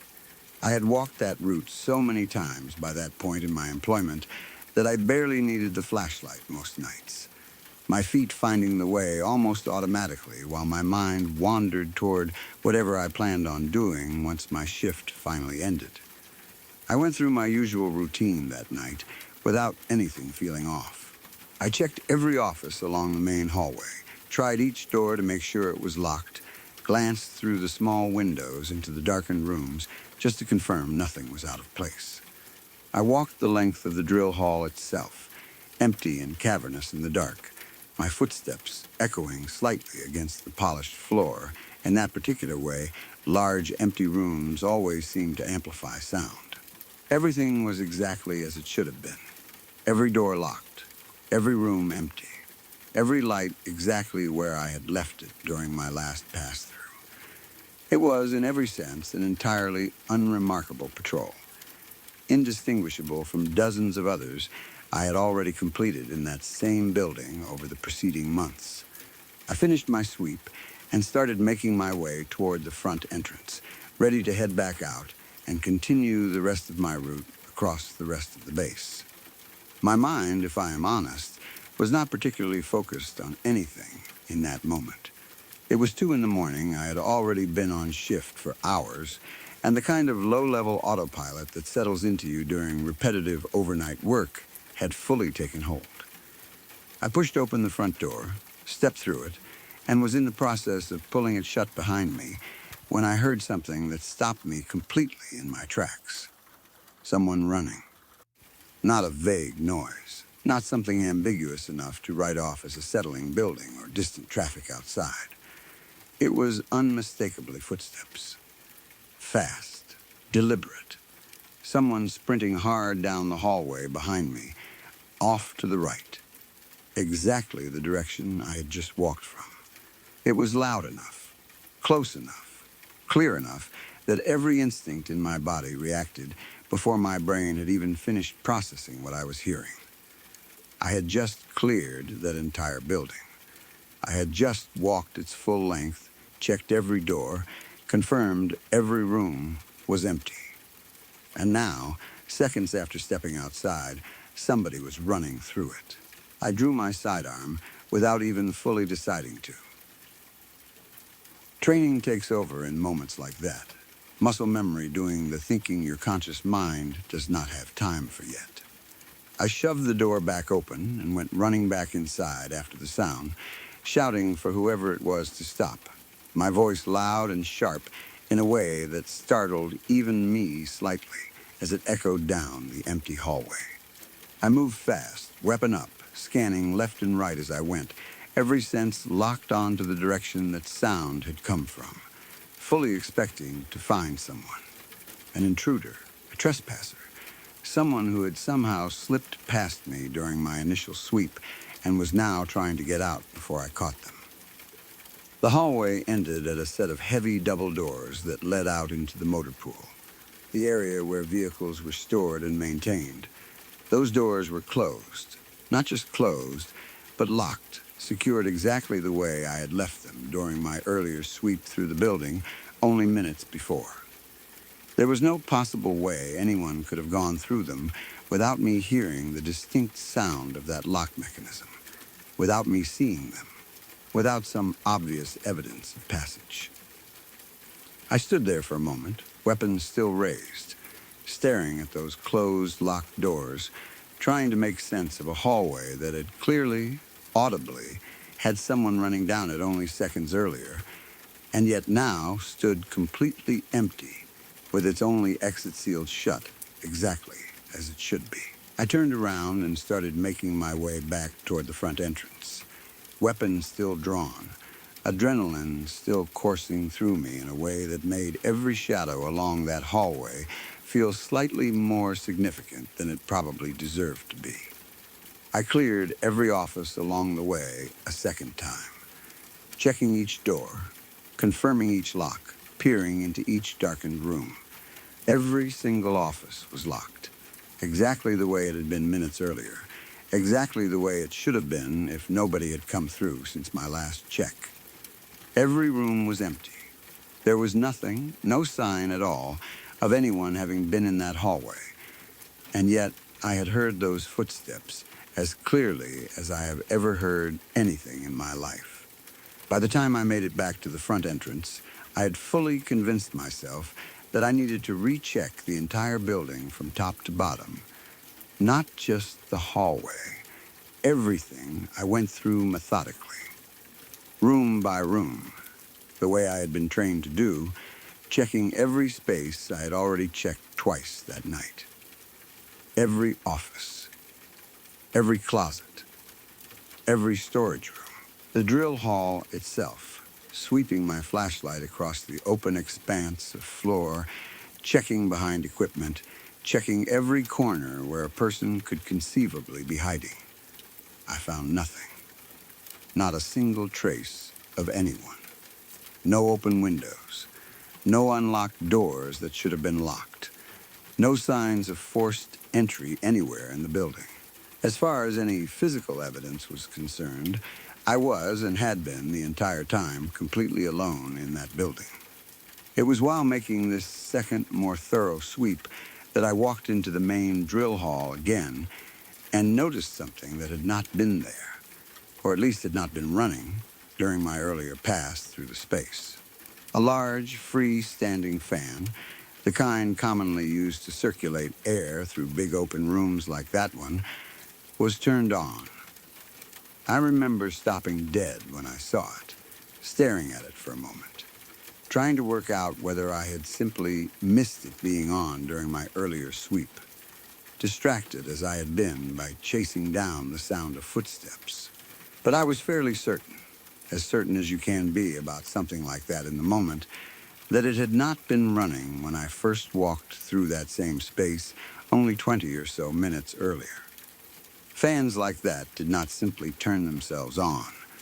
Someone had to flip the switch.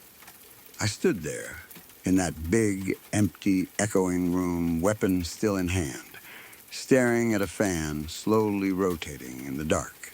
And something about the whole situation finally caught up with me all at once.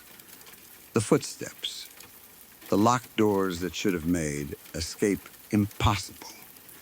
The empty, silent building that had somehow, apparently, had someone running through it minutes earlier. And now this fan, quietly running in a room I was absolutely certain had been off during my first pass-through. I called out into the room, my voice sounding smaller and less confident than I wanted it to. "Is anybody here?" The fan stopped. Not the way fans normally stop, the gradual slowing spin, the blades winding down over a few seconds as momentum naturally bleeds away.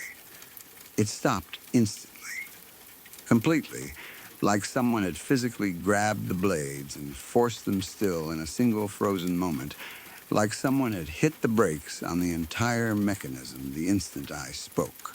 There was no gradual deceleration, no natural physics playing out the way you would expect from a machine losing power. One moment it was spinning steadily, and the next it was simply, impossibly, still, and then the room got cold. I do not mean a slight draft, the kind of temperature shift you might reasonably explain away as an air conditioning system kicking on somewhere in the building, or a door left cracked open somewhere letting in the night air. This was fast, dramatic. The kind of cold that seemed to drop the temperature of that entire room by what felt like 20 degrees in the span of just a few seconds. Cold enough that I could see my own breath forming in front of me, despite standing indoors in a climate-controlled building in the middle of what had otherwise been a completely ordinary night. The air itself felt different. Heavier, somehow, pressing in around me in a way that had absolutely nothing to do with temperature alone. That was the exact moment I decided I was done. I did not stick around to investigate further. I did not try to rationalize what I was experiencing or convince myself to push through and finish my sweep like a dedicated security professional.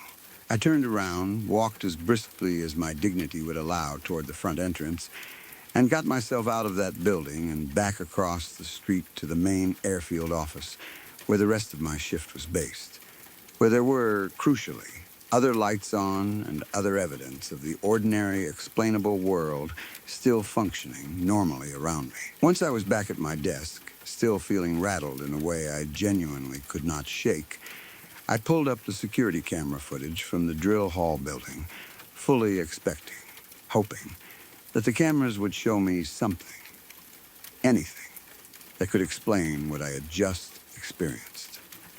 Some maintenance worker I had somehow missed.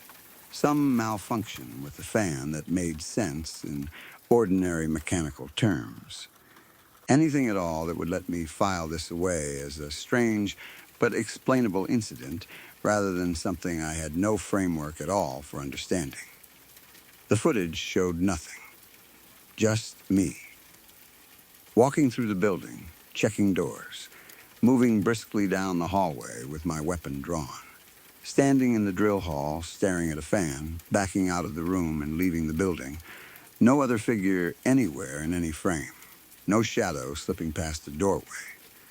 No unexplained movement anywhere in the recorded footage that could account for footsteps I had heard as clearly as I have ever heard anything.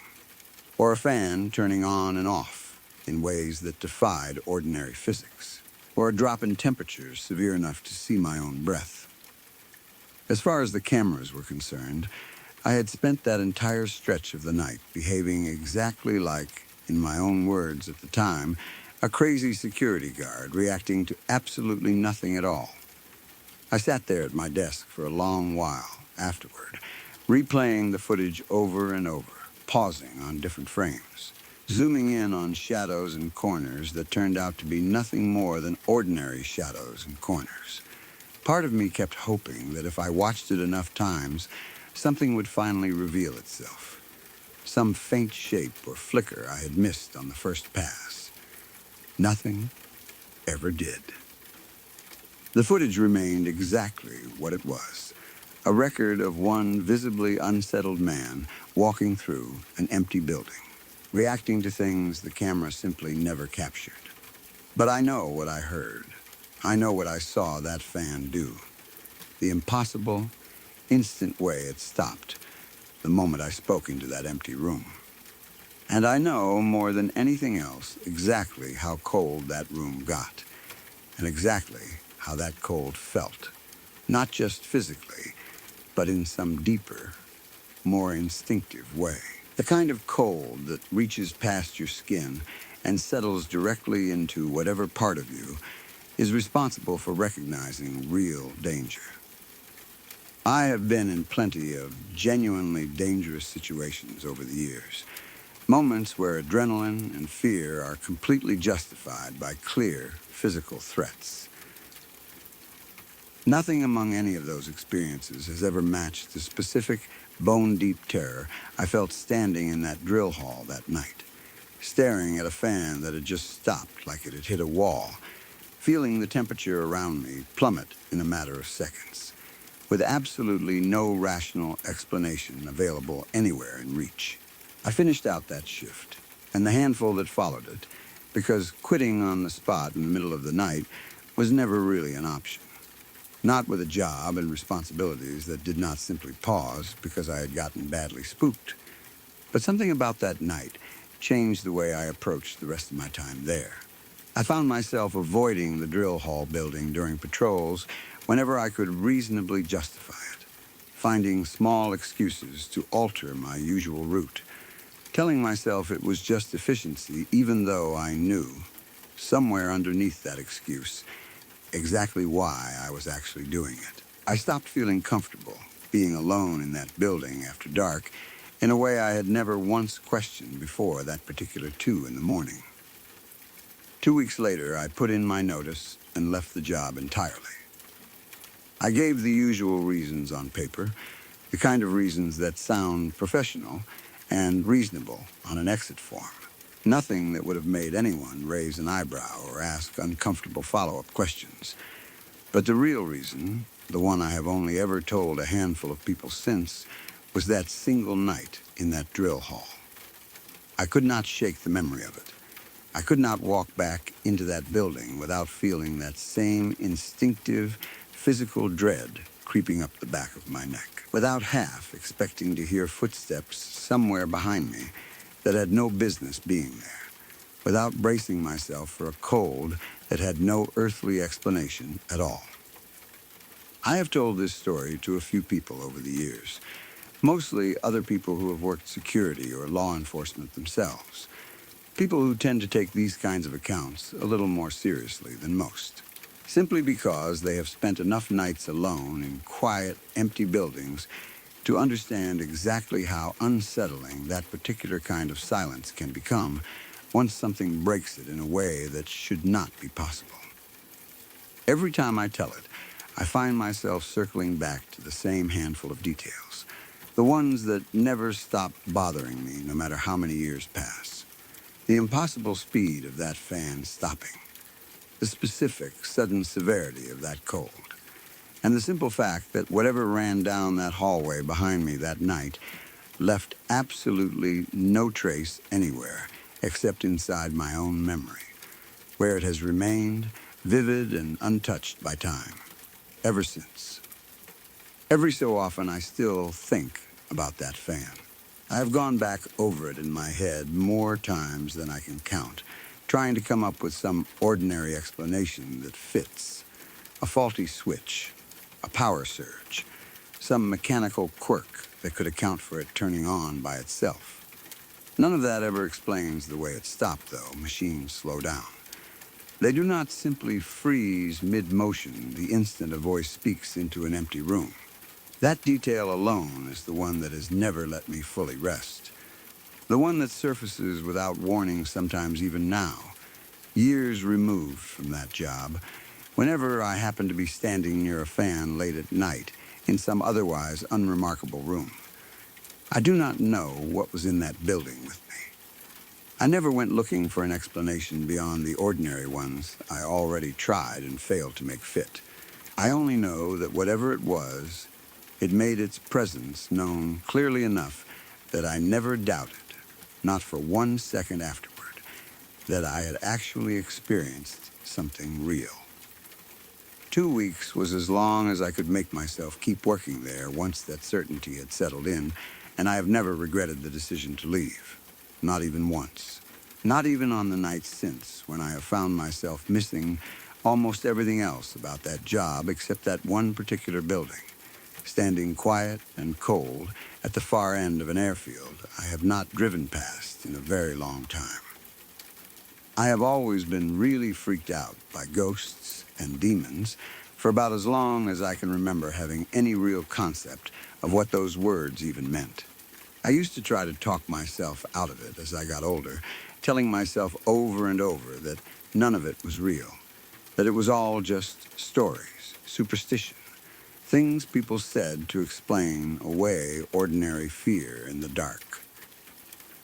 But that belief never fully stuck, not completely, and a big part of the reason it never stuck traces directly back to my grandmother. My grandmother was a deeply religious woman, a devout Christian, who also struggled for most of her life with alcoholism, an odd and sometimes unsettling combination that shaped a lot of how she moved through the world.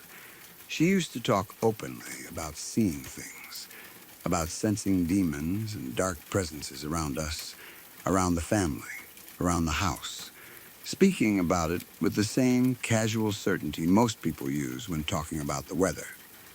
It was never framed as something frightening for her. Exactly. More like an ongoing, familiar battle she had grown used to fighting on our behalf. She would come into my room at night while I was asleep, and using oil, she would draw the shape of a cross onto my forehead, murmuring prayers under her breath as she did it. A kind of quiet, protective ritual she repeated more nights than I could ever count growing up. I would sometimes wake up just enough to feel her fingers against my skin, the faint smell of the oil, her low voice moving through words I only half understood before drifting back to sleep without ever fully processing what was happening. It became such a normal part of my childhood that I did not think much about it at the time. Though looking back now, it is impossible not to wonder how much of my own lifelong unease around the supernatural was planted directly by her, night after night, whether she meant to plant it or not.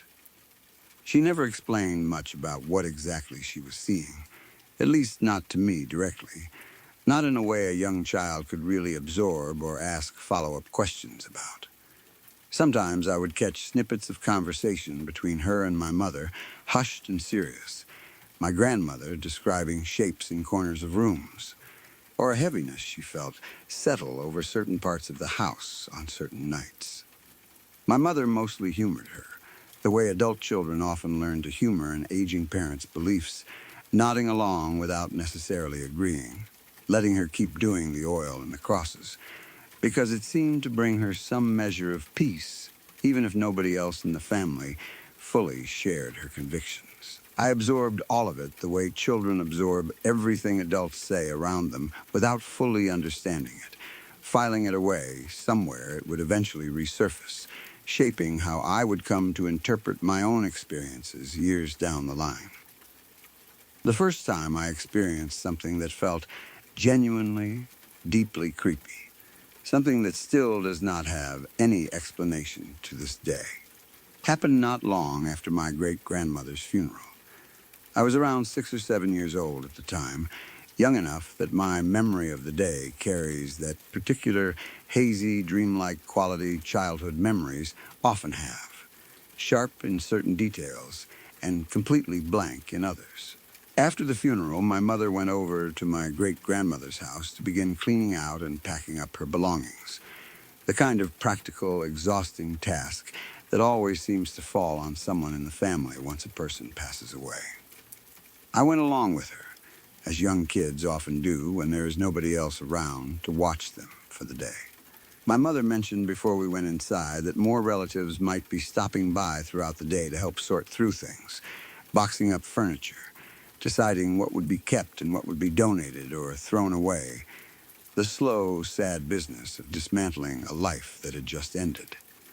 The house itself was old, the kind of house that had clearly been lived in for a very long time, filled with decades of accumulated belongings, furniture that had probably not been rearranged in years, the specific smell that old houses belonging to elderly relatives always seemed to carry, something like dust and old fabric and time itself settled into the walls. My mother got busy almost immediately with sorting through the living room and kitchen, leaving me largely free to wander through the house on my own, the way young kids often are, during long, boring adult errands like that one. I remember drifting through the house for a while before I ended up in that bedroom, poking through rooms I had visited only a handful of times before, looking at the small, unfamiliar details of a life that had belonged entirely to someone else. Photographs on dressers, a sewing basket left half open on a side table. The particular hush that settles over a house recently emptied of the person who used to fill it. None of it felt frightening in itself. It felt sad in the vague, uncomprehending way a 6-year-old understands sadness, but not frightening, not yet. At some point during that wandering, I ended up walking into my great-grandmother's bedroom. It was toward the back of the house, a room I do not think I had spent much time in before, filled with her furniture, her old bed, the particular arrangement of a room that belonged entirely to one specific elderly woman who had just died only days earlier. And there, standing in the middle of that room, was a little girl. She was wearing a yellow dress with a pattern of small pink flowers scattered across the fabric, the kind of dress that looked like something a young girl might wear to a family gathering.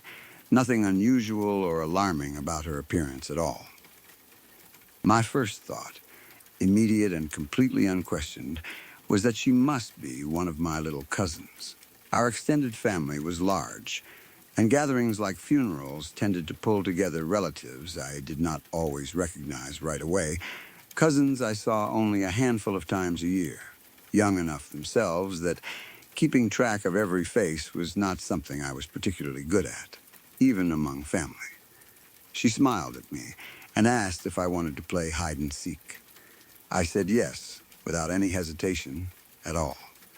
At 6 or 7 years old, an unexpected invitation to play a game in the middle of an otherwise boring adult-dominated day felt like exactly the kind of lucky break a kid hopes for. She told me she would be the seeker, and she walked over to the bed, put her head down against the mattress the way kids do during hide and seek, and started counting. I was, by my own admission, genuinely terrible at hide and seek as a kid, always picking the most obvious spots, always getting found within seconds. But that day, for whatever reason, I noticed the closet at the foot of the bed, and something about it felt like the perfect hiding spot. I hurried over, pulled the door open, stepped inside, and pulled it shut behind me. Tucking myself into the dark, cramped space among what I vaguely remember being hanging clothes and stored boxes, feeling proud of myself for finding what felt, in the moment, like an unbeatable hiding place. I sat in there for what felt like an eternity, though realistically it was probably only a few minutes at most, straining to hear any sound of footsteps outside the door, any indication that the little girl was getting closer, searching for me the way seekers are supposed to. I did not hear anything at all. No footsteps, no calling out, no sound of another child moving through the room, searching under the bed or behind furniture the way seekers usually do. After what felt like around 10 minutes of crouching there in total silence, feeling proud of myself for being, as I thought at the time, the absolute best hider who had ever played that game, I finally decided enough time had passed, and it was probably my turn to come out and find her instead. I reached for the door and tried to open it. It did not move. I remember the confusion of that moment clearly. The simple, uncomplicated confusion of a child who expects a door to open the way doors are supposed to open and finds instead that it will not budge at all. I tried again, pushing, then pulling, then jiggling the small handle back and forth the way you do when you assume you are simply doing something wrong rather than considering that the door itself might genuinely be locked. It was locked, and the strange part, the part that has never made sense to me in all the years since, is that the closet did not have any kind of lock that should have been capable of trapping me inside it in the first place. It was not the kind of closet door with a twist lock built into either side of the handle. It was not the kind that locked by pushing a small button in. It was simply an ordinary closet door, the kind with no locking mechanism at all as far as I could tell, and yet it would not open no matter how hard I pulled, no matter which direction I twisted the handle. I began to panic almost immediately, the specific total panic that only young children seem capable of reaching, where fear takes over completely, and there is no adult part of your brain available yet to step in and reason through the situation calmly. I started crying, then screaming, pounding both fists against the door as hard as I could, hoping desperately that my mother, somewhere out in the rest of the house, would hear me and come running.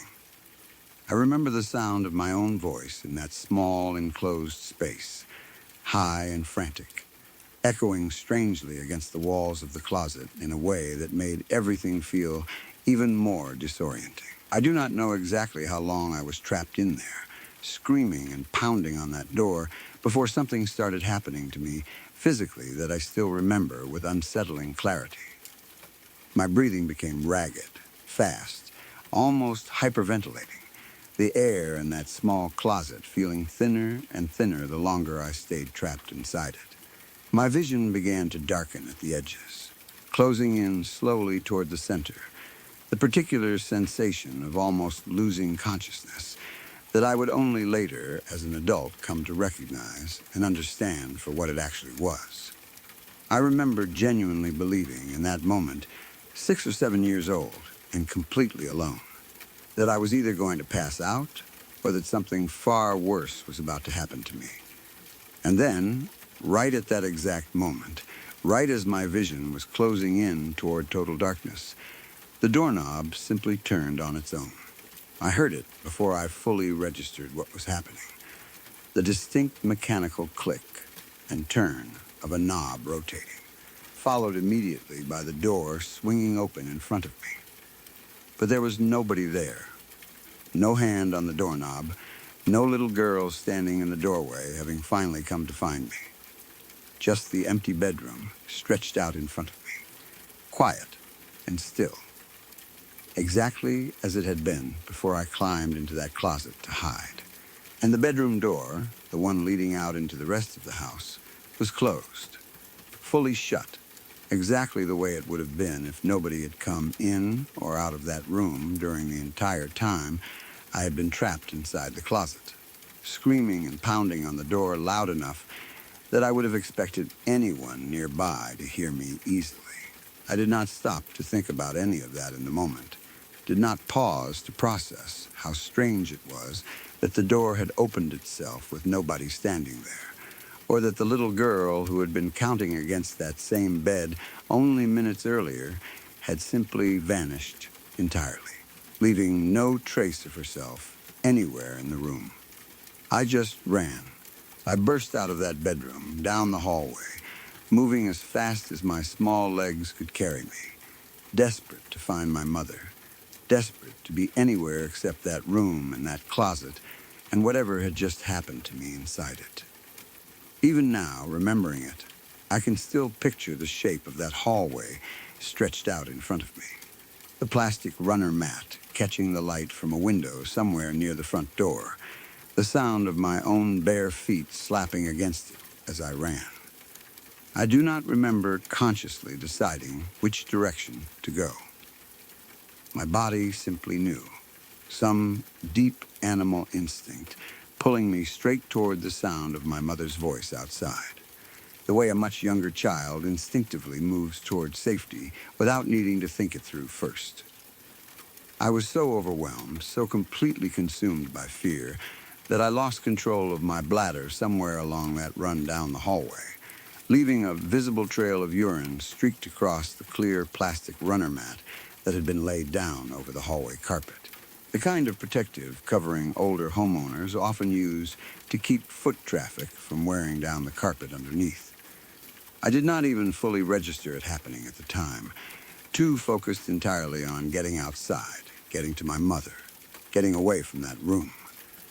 I found her out in the front yard, standing and talking casually with a neighbor, completely unaware of anything that had just happened inside the house. When she saw me, disheveled, crying, clearly having wet myself, her first reaction was not concern, but embarrassment, snapping at me for having an accident in front of the neighbor, assuming I had simply had a normal, ordinary bathroom mishap the way young children sometimes do. I remember trying to explain what had happened, trying to tell her about the little girl and the closet and the door that would not open, but I do not think I managed to get the words out clearly enough in that moment. Too shaken, too young, too overwhelmed to form a coherent explanation an adult would take seriously. It was only afterward, once things had calmed down slightly, that I learned something that has never sat right with me in all the years since. According to my mother, every other relative who had been expected to stop by the house that day to help with packing and cleaning had instead gone to eat together at another family member's home after the funeral. Nobody else had come to the house. Not a single other person, adult or child, had set foot inside that house that day, besides my mother and me. There had been no other little girl there. Not a cousin. Not a neighbor's child. Nobody at all who could have been standing in my great-grandmother's bedroom in that yellow dress with pink flowers, inviting me to play hide and seek, putting her head down against the bed to count, and then simply vanishing without a trace the moment I needed help getting out of that locked closet. I have turned this memory over countless times since then, trying to find some rational explanation that fits all the details cleanly. Maybe I imagined the little girl entirely, some strange trick of a young, overactive imagination processing grief and unfamiliar surroundings in the aftermath of a funeral.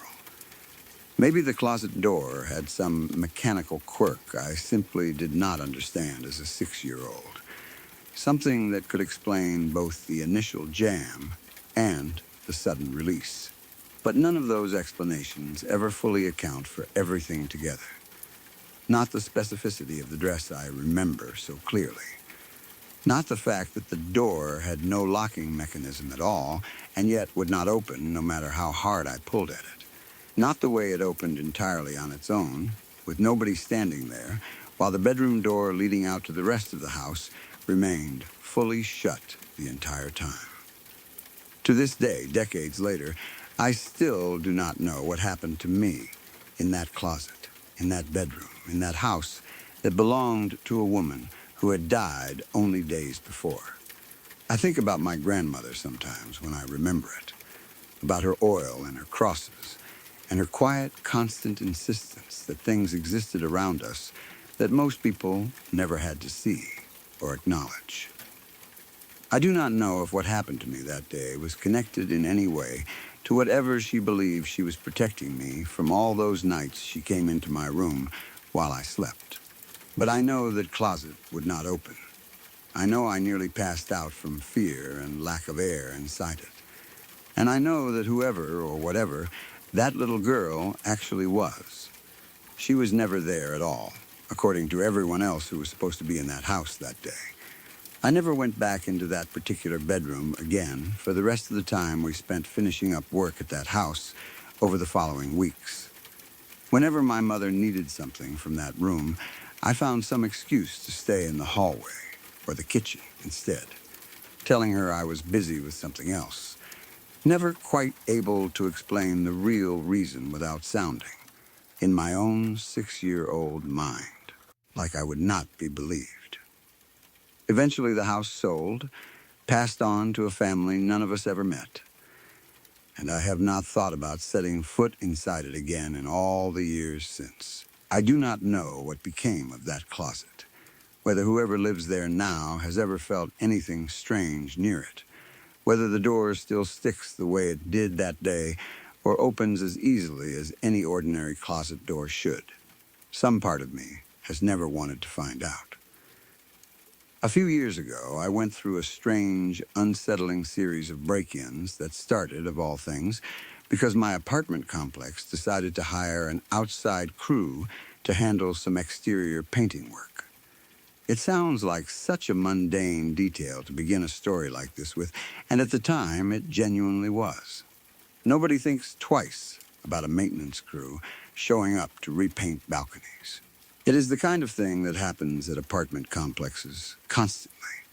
One more small inconvenience in a long list of small inconveniences that come with renting rather than owning.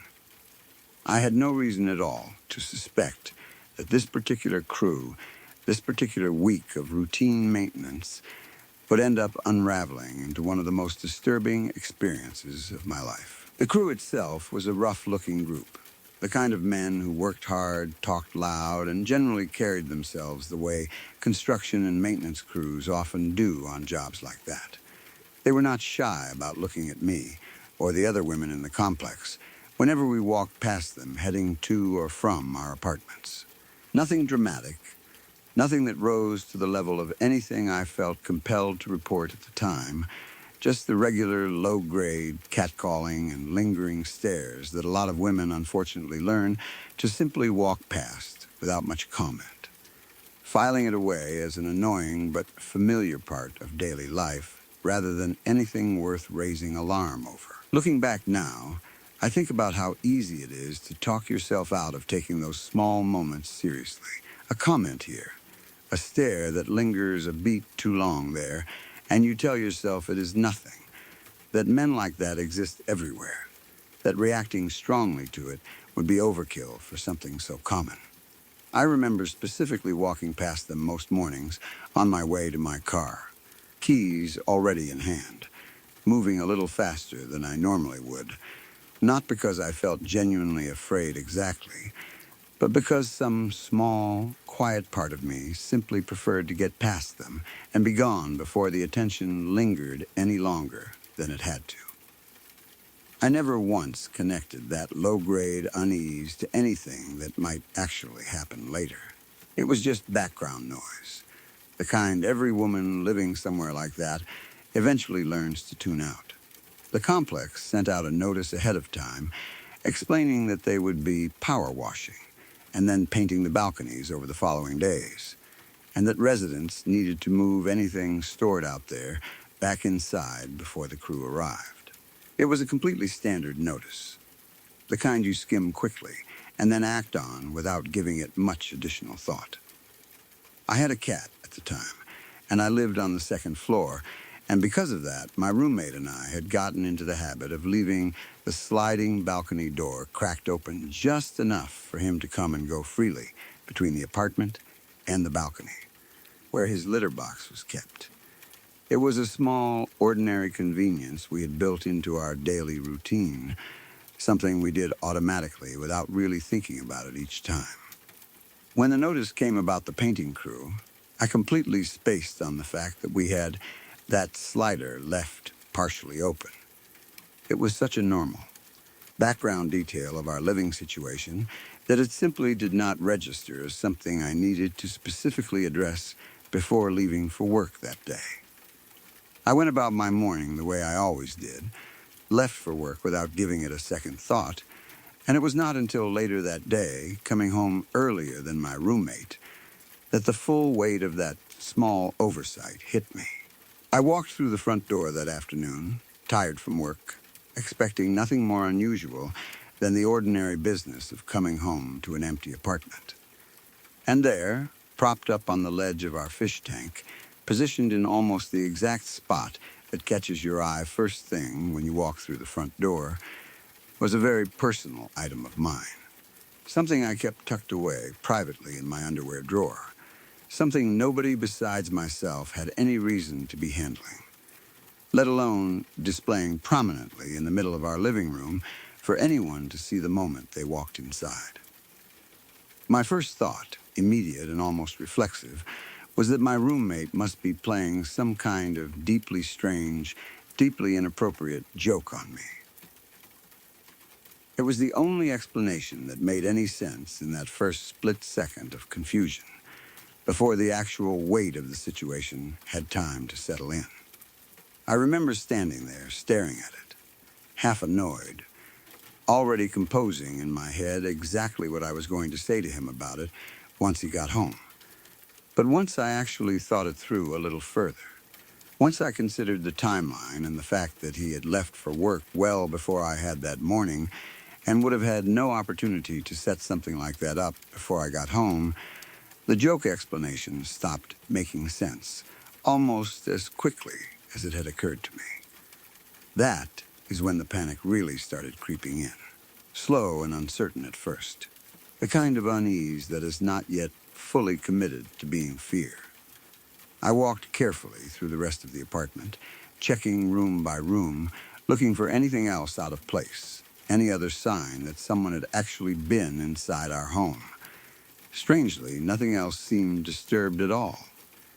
My drawer, the one the item had come from, still held cash, and a small amount of marijuana sitting undisturbed right alongside where the item had been.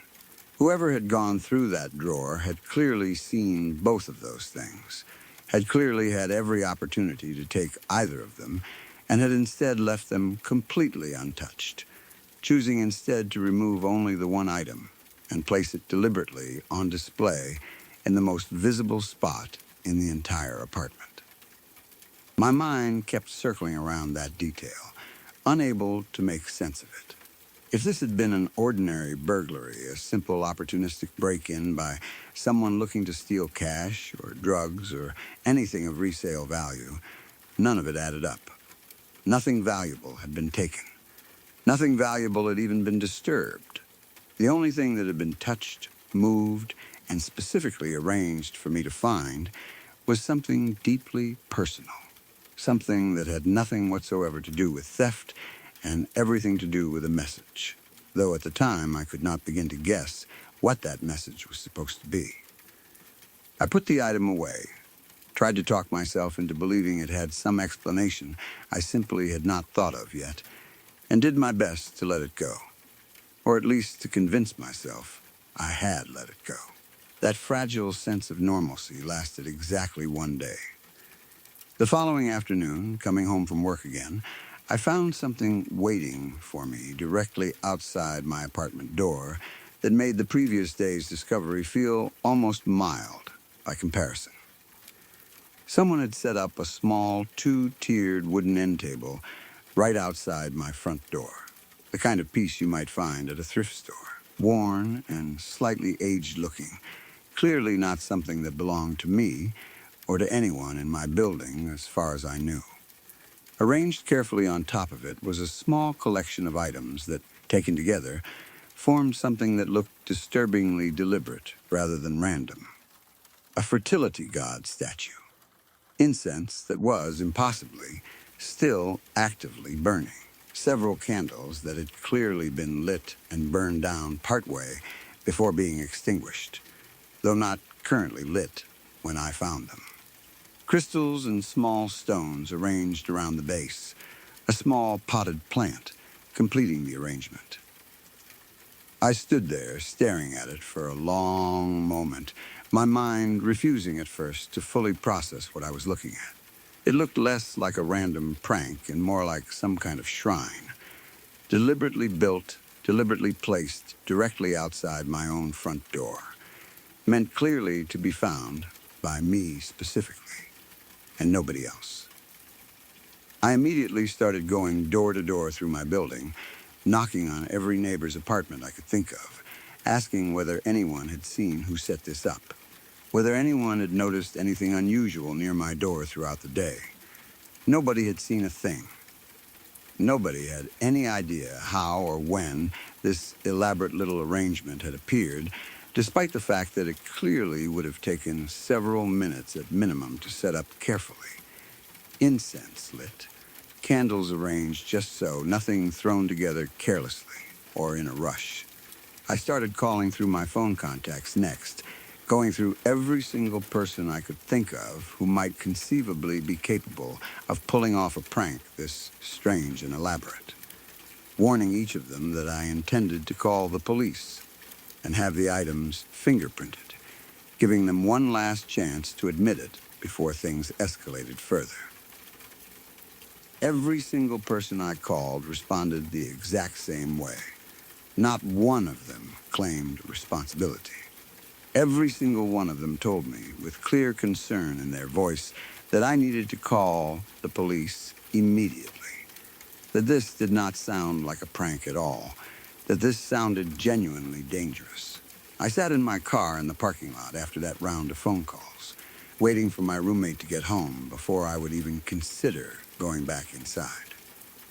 He was a Texan through and through, the kind of man who always carried a gun on him without fail, fiercely protective in a way that had always made me feel completely safe living with him, more like an older brother than a roommate in most of the ways that mattered. When he pulled in and I told him what had happened, what I had found both that day and the day before, his expression shifted instantly into the kind of focused, controlled alertness I had rarely seen from him before. We went inside together to check the apartment more thoroughly while we waited for police to arrive, an estimated wait of about an hour given how the call had been categorized. Walking through the apartment with him, I noticed something else that had escaped me entirely the day before in my panic.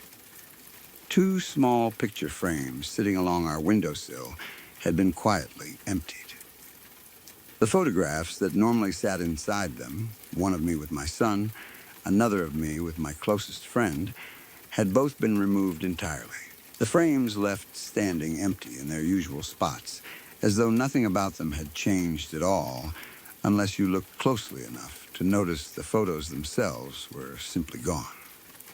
I walked into my bedroom next, and there, sitting again in plain view on top of my bed, was the same personal item from the day before.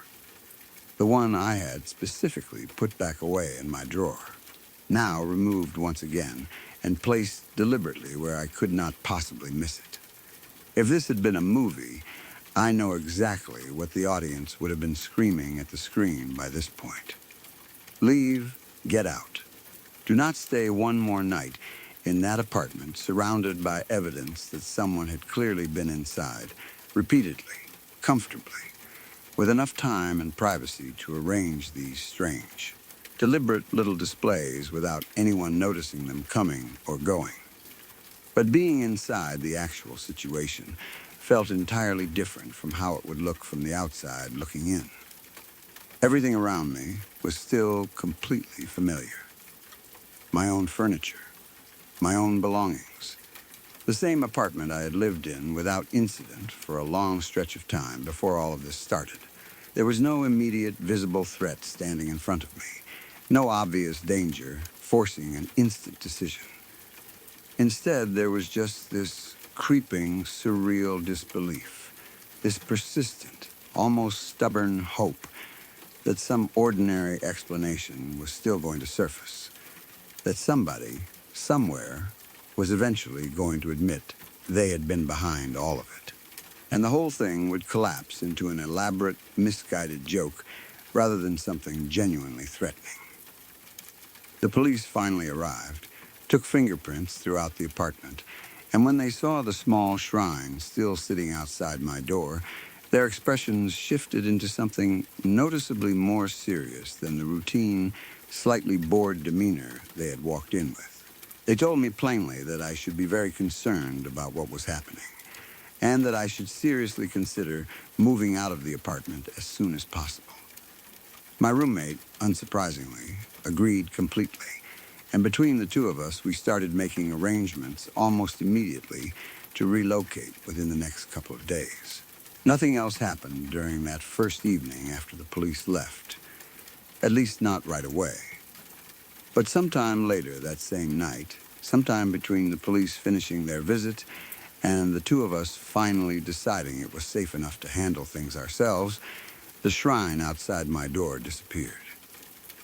Someone had come back, quietly, and taken it down entirely, leaving no trace behind except the faint impression it had left on our nerves. And then, the very next day, while both my roommate and I were at work, it reappeared in the exact same spot outside our door, rebuilt all over again. My roommate got home before I did that day and tore it down immediately himself, refusing to let me even see it standing there a second time. We spent those final days moving as quickly as we reasonably could, packing up the apartment piece by piece, eager to be done with the entire place. On moving day itself, while I was in the process of taking apart my bed frame, lifting the mattress away from the box spring, I found something tucked between the two that made my stomach drop instantly. A camera, an old-school film camera. The kind that used actual physical film rather than any digital memory card, sitting there hidden between my mattress and box spring. A camera that did not belong to me, did not belong to my roommate, and did not belong to anyone else I could think of who might have had any legitimate reason to have left it there.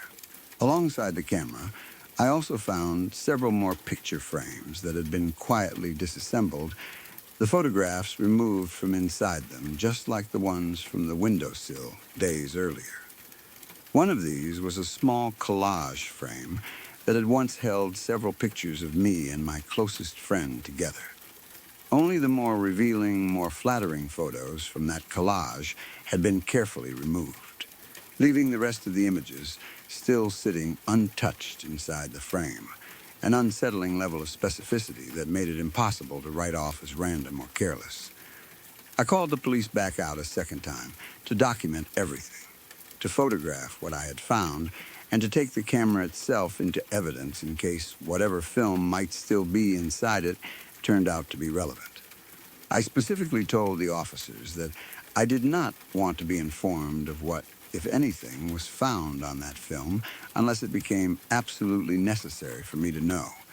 Some instinct in me deciding I genuinely did not want that particular knowledge sitting in my head if I could avoid it. I never heard back from them about it at all. Not one word. Not confirmation that anything had or had not been developed. Nothing. To this day, I have no idea what, if anything, was captured on that film, and there is a small, persistent part of me that still finds that uncertainty deeply unsettling even now, so many years removed from any of it. I want to be clear that my own personal life at the time gave me very little to work with in terms of suspects close to me. My dating history around that period had been extremely light, practically non-existent. I was living with a man who felt more like protective family than anything else. My son's father, a large, physically imposing weightlifter, came by regularly every couple of days and had always been nothing but decent and respectful toward me. None of the people closest to my daily life fit any profile that made sense as the person responsible for something this invasive, this strange, this specifically targeted. The police, for their part, seemed fairly confident that the most likely explanation traced directly back to the painting crew that had been working on our balconies that same week, given that the entire situation began on the exact day they had access to our unit through that partially open slider. It made a certain kind of sense on paper. Access, timing, opportunity, all of it lined up neatly with their presence on the property. But as far as I know, nothing ever officially came of that theory. No arrest, no confirmed identity, no real resolution of any kind that I was ever made aware of.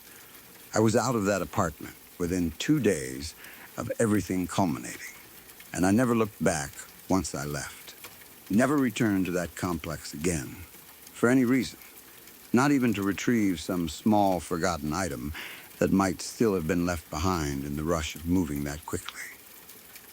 My roommate, notably, never experienced anything even remotely similar to it again after we relocated, which only reinforced how specifically targeted the entire situation had felt, how deliberately centered on me alone all of it had truly been. Even now, whenever I tell this story to someone new, it carries a strange, distant quality that I have never quite been able to shake.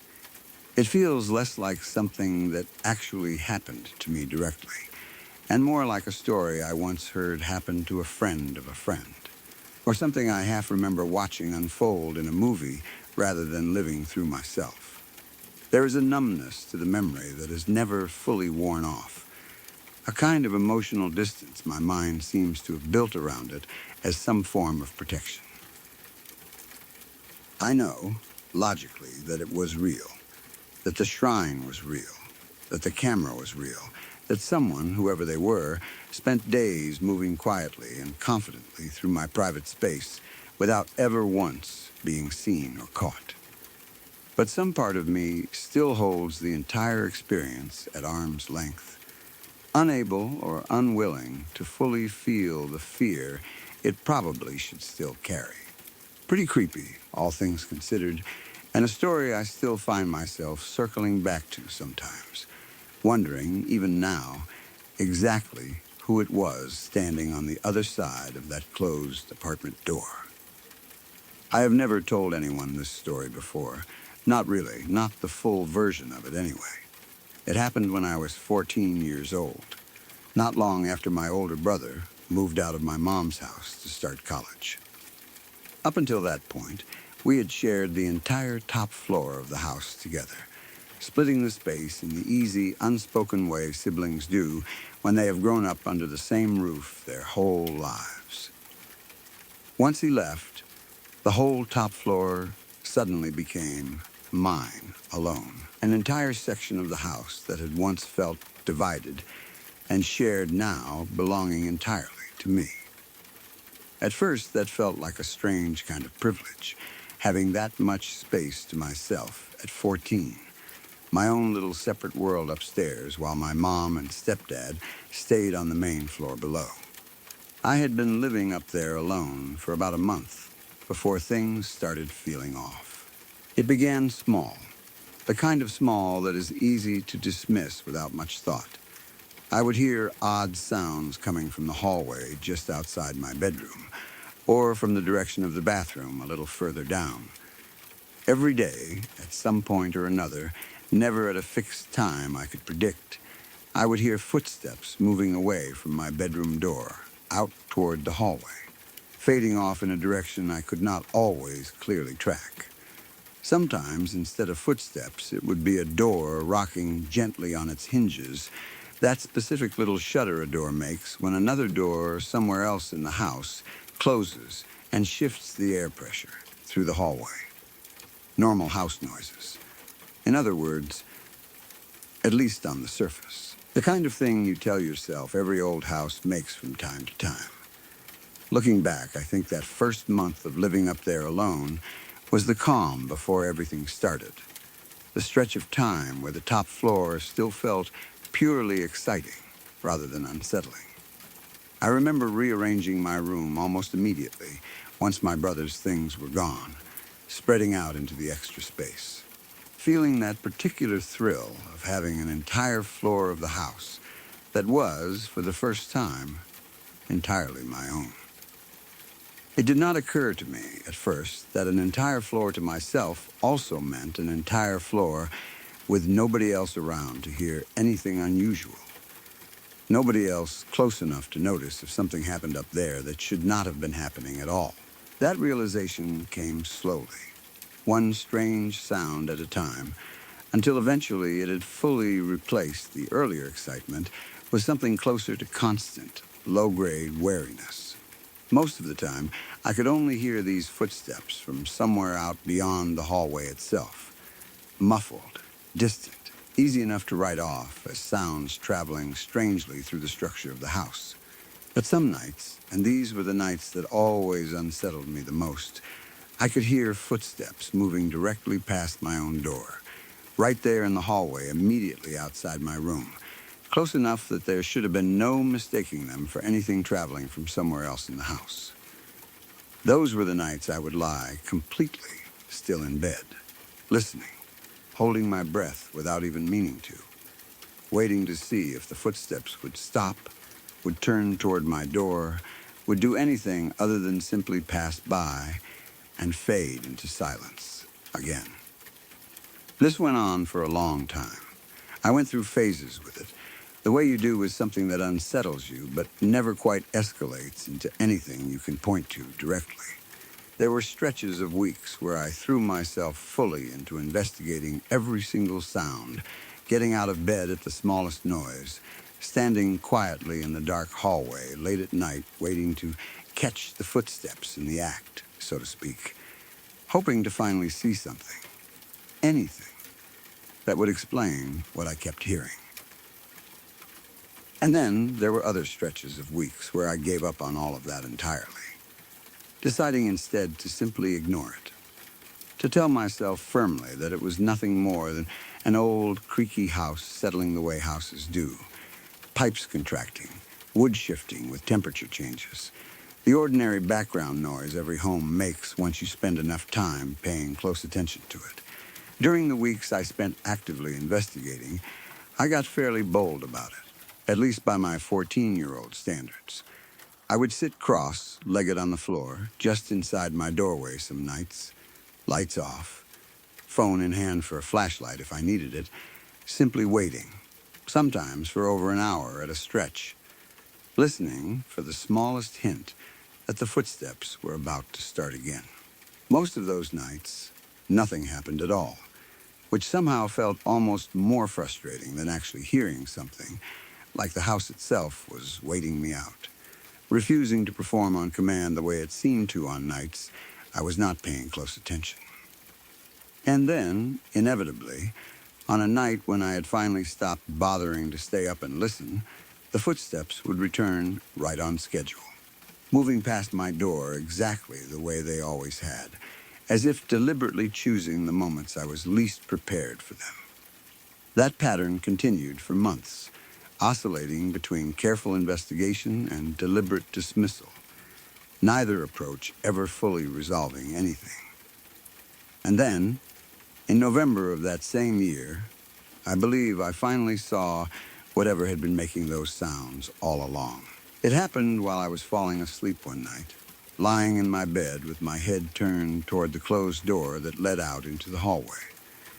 My computer desk sat right next to that door, close enough that from my angle in bed, I could see the small blue light glowing next to the power button on my computer tower, the little standby indicator that stayed lit even when the machine itself was off.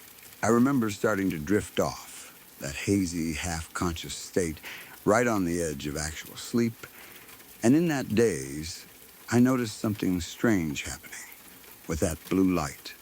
It kept flickering, briefly obscured, and then visible again, the way a light flickers when something is repeatedly passing directly in front of it. I focused my eyes as best I could through the grogginess, trying to make sense of what I was seeing, and slowly, my vision sharpened enough to make out the shape, causing that flicker. There was a man standing there, silhouetted against the low light of the room, positioned directly between my bed and the hallway door, facing away from me, apparently looking at my computer desk. The moment that registered fully in my mind, I woke up completely. All at once, every trace of sleepy grogginess instantly burned away by pure adrenaline. I was staring directly at an intruder standing inside my bedroom in the middle of the night, and my brain scrambled immediately to process what exactly I was supposed to do about it. I ran through my options as fast as my racing thoughts would allow, and settled on what felt, in that panicked moment, like a genuinely clever plan. I would roll quietly out of the far side of my bed, moving as silently as I possibly could, and make a run straight for the door, which he had apparently left open when he first came inside. I want to be completely honest here and say clearly that I understand exactly how insane everything I am about to describe sounds. I have turned this memory over in my head more times than I could possibly count over the years since, trying every rational explanation I could think of, and I still swear, completely and without exaggeration, that every detail of what happened next is exactly how I remember it. I began putting my plan into motion, shifting my weight carefully at the waist, preparing to slide myself off the edge of the bed as quietly as possible. But in the exact instant I made that first small movement, the man turned around. He looked directly at me. It took a moment for my brain to fully process what I was seeing once he was facing me, because at first it was genuinely hard to make sense of. He did not have a face, not in the sense of having features I simply could not make out in the dark, but in the sense that there was nothing there at all where a face should have been. Once we were looking directly at each other, once my eyes had adjusted enough to take him in fully, I could see that his entire form, from the top of what should have been his head all the way down, was some kind of solid, shadowy void, darker than the darkness of the room around him, a shape without any features or texture or detail at all, just an absence given form and standing upright in my bedroom. I sat up as fast as I possibly could the instant I registered that he had turned to look at me, every instinct in my body screaming at me to move, to react, to do something. But he was faster. Before I could even fully sit upright, he was already there, standing right at the edge of my bed, having crossed the distance between us in what felt like no time at all, far too quickly for anything that should have been physically possible. I rolled backward instinctively, trying to put distance between us, and the moment I did, my entire body suddenly felt heavy in a way I had never experienced before. A strange, overwhelming heaviness that settled over me all at once, almost exactly like the sensation of being drugged, like something had been injected directly into my bloodstream and was now working fast to shut my body down. I could not speak. I tried desperately to scream, to call out for my mom or my stepdad downstairs, anyone who might hear me and come running, but every single attempt came out as nothing more than a small, useless squeak, barely audible even to myself, completely incapable of carrying any real sound beyond the confines of my own room. I was still staring directly at him the entire time this was happening, my eyes locked onto that featureless, shadowy shape standing right beside my bed, my body refusing to respond to any command my mind was desperately trying to give it. And then he reached out one hand, slow and deliberate, and covered my eyes. I blinked, and he was gone. The strange, heavy paralysis that had gripped my entire body vanished the instant my eyes reopened, released all at once the way it had arrived, and I found I could speak and move again completely normally. I jumped out of bed immediately, adrenaline still surging through me, scanning every corner of the room for any sign of him, any indication that he was still there somewhere. Hidden, waiting, there was nobody in the room. Nothing. Just my ordinary bedroom, exactly as it should have looked. The blue standby light on my computer glowing steadily now, without any further flickering. But the door was open. I stood there for a long moment processing that single detail, because it was the one thing that genuinely refused to fit into any explanation I tried to construct for myself in the aftermath. I remembered, with complete clarity, shutting that door before I ever climbed into bed that night. It was a habit I had, closing my bedroom door fully before falling asleep, something I did every single night without fail, and I specifically remembered seeing it shut, latched, completely closed, in the moments right before I drifted off. And yet there it was, standing open, exactly the way it had appeared in whatever half-dream or waking vision I had just experienced, exactly the way I had watched it stand open the entire time that shadowy figure had been in my room. I have thought about that night an enormous amount in all the years since it happened. I have tried over and over to explain it away using every reasonable, rational framework available to me. Sleep paralysis explains a great deal of it convincingly. The inability to move or speak, the sense of a presence in the room, even hallucinated figures standing at the edge of a bed. All of that lines up closely enough with documented sleep paralysis experiences that I have genuinely tried to let that be the full answer. It would be the easiest explanation, the one that lets me sleep at night without needing to consider any alternative. I have read a fair amount about sleep paralysis since then, more than I probably should have given how much it tends to keep me up at night rather than reassure me. I know now that the sensation of a presence in the room is one of the most commonly reported parts of the experience, that the paralysis itself is a real, documented neurological phenomenon where the body's natural sleep mechanism, the one that keeps you from acting out your dreams, briefly overlaps with a state of partial consciousness. I know that shadowy figures at the edge of the bed are reported across cultures and centuries, different names attached to the same basic experience over and over throughout history. All of that knowledge helps, in its own limited way. It gives me a framework, a vocabulary, something to reach for when the memory surfaces uninvited. But knowing the clinical explanation has never fully closed the gap between what the research describes and what I actually remember living through that night. But the door is the one detail I have never been able to make fit inside that explanation, no matter how many times I have tried. Sleep paralysis does not open closed doors. Whatever was happening inside my own mind and body that night, whatever combination of biology and fear conspired to produce that terrifying, faceless figure standing at the edge of my bed, none of it should have had any power at all over a physical door somewhere out in the actual waking world. And yet, that door, which I closed with my own hands before falling asleep, which I clearly remember seeing shut in the last moments before I drifted off, was standing open when I finally got up afterward, exactly as open as it had appeared throughout the entire experience I had just lived through. I never told my mom or my stepdad about any of it at the time. I do not entirely know why, looking back.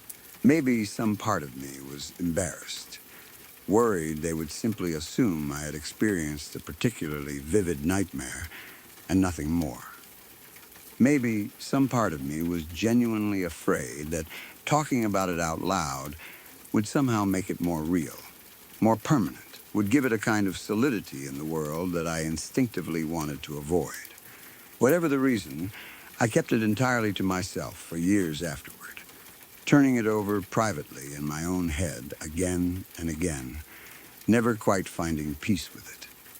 Never quite finding a version of events I could fully accept as either completely real or completely explainable. There were mornings after that, plenty of them, where I almost worked up the courage to say something at breakfast, to just casually mention it and see how my mom reacted, gauge whether she would take it seriously or brush it off as a bad dream, the way I half expected her to. Every single time I talked myself out of it before the words actually made it out of my mouth. Part of it was simple teenage self-consciousness, not wanting to seem strange or dramatic in front of my own parents. But a bigger part of it, if I am honest with myself now, was that saying it out loud felt like it would make the whole thing more permanent somehow, more official, less like something I could still quietly hope had just been an unusually vivid nightmare. As long as I never spoke it aloud to anyone, some small part of me could keep pretending, at least during daylight hours, that it had not fully happened at all. I still live with the effects of that night now, more than I probably let on to anyone who knows me. I stay away from the dark these days, in a way that goes beyond simple childhood habit. I keep some kind of light source running in whatever room I sleep in, even now as an adult. Even though, logically, I know that a small nightlight or a phone screen left glowing on a nightstand would do absolutely nothing to stop something like what I saw that night, if it ever decided to return. It is less about any real, practical defense, and more about the simple, persistent unease that has never fully left me since. I still, on certain nights, catch myself glancing toward my own bedroom door before falling asleep, making sure it is closed, checking it more than once sometimes. An old habit that traces directly back to that one specific night, all those years ago, when I closed the door with my own two hands and watched it standing open anyway, once whatever had been in my room with me finally let me go. This is the very first time I have written any of it down, or told it in full, start to finish, exactly the way I remember it happening. Even now, putting it into words feels strange, like some part of me still half expects that admitting to it fully, laying it all out clearly like this, will somehow make it more real than I have allowed myself to treat it as for all these years. But I know what I saw that night. I know the door was closed when I fell asleep, and I know it was standing open when whatever had been in my room with me finally let me go. That single detail remains the one piece of the entire experience I have never managed to explain away, no matter how many years have passed, no matter how many rational theories I have tried on for size, no matter how many nights I have deliberately forced myself to think about something else instead, before finally drifting off to sleep.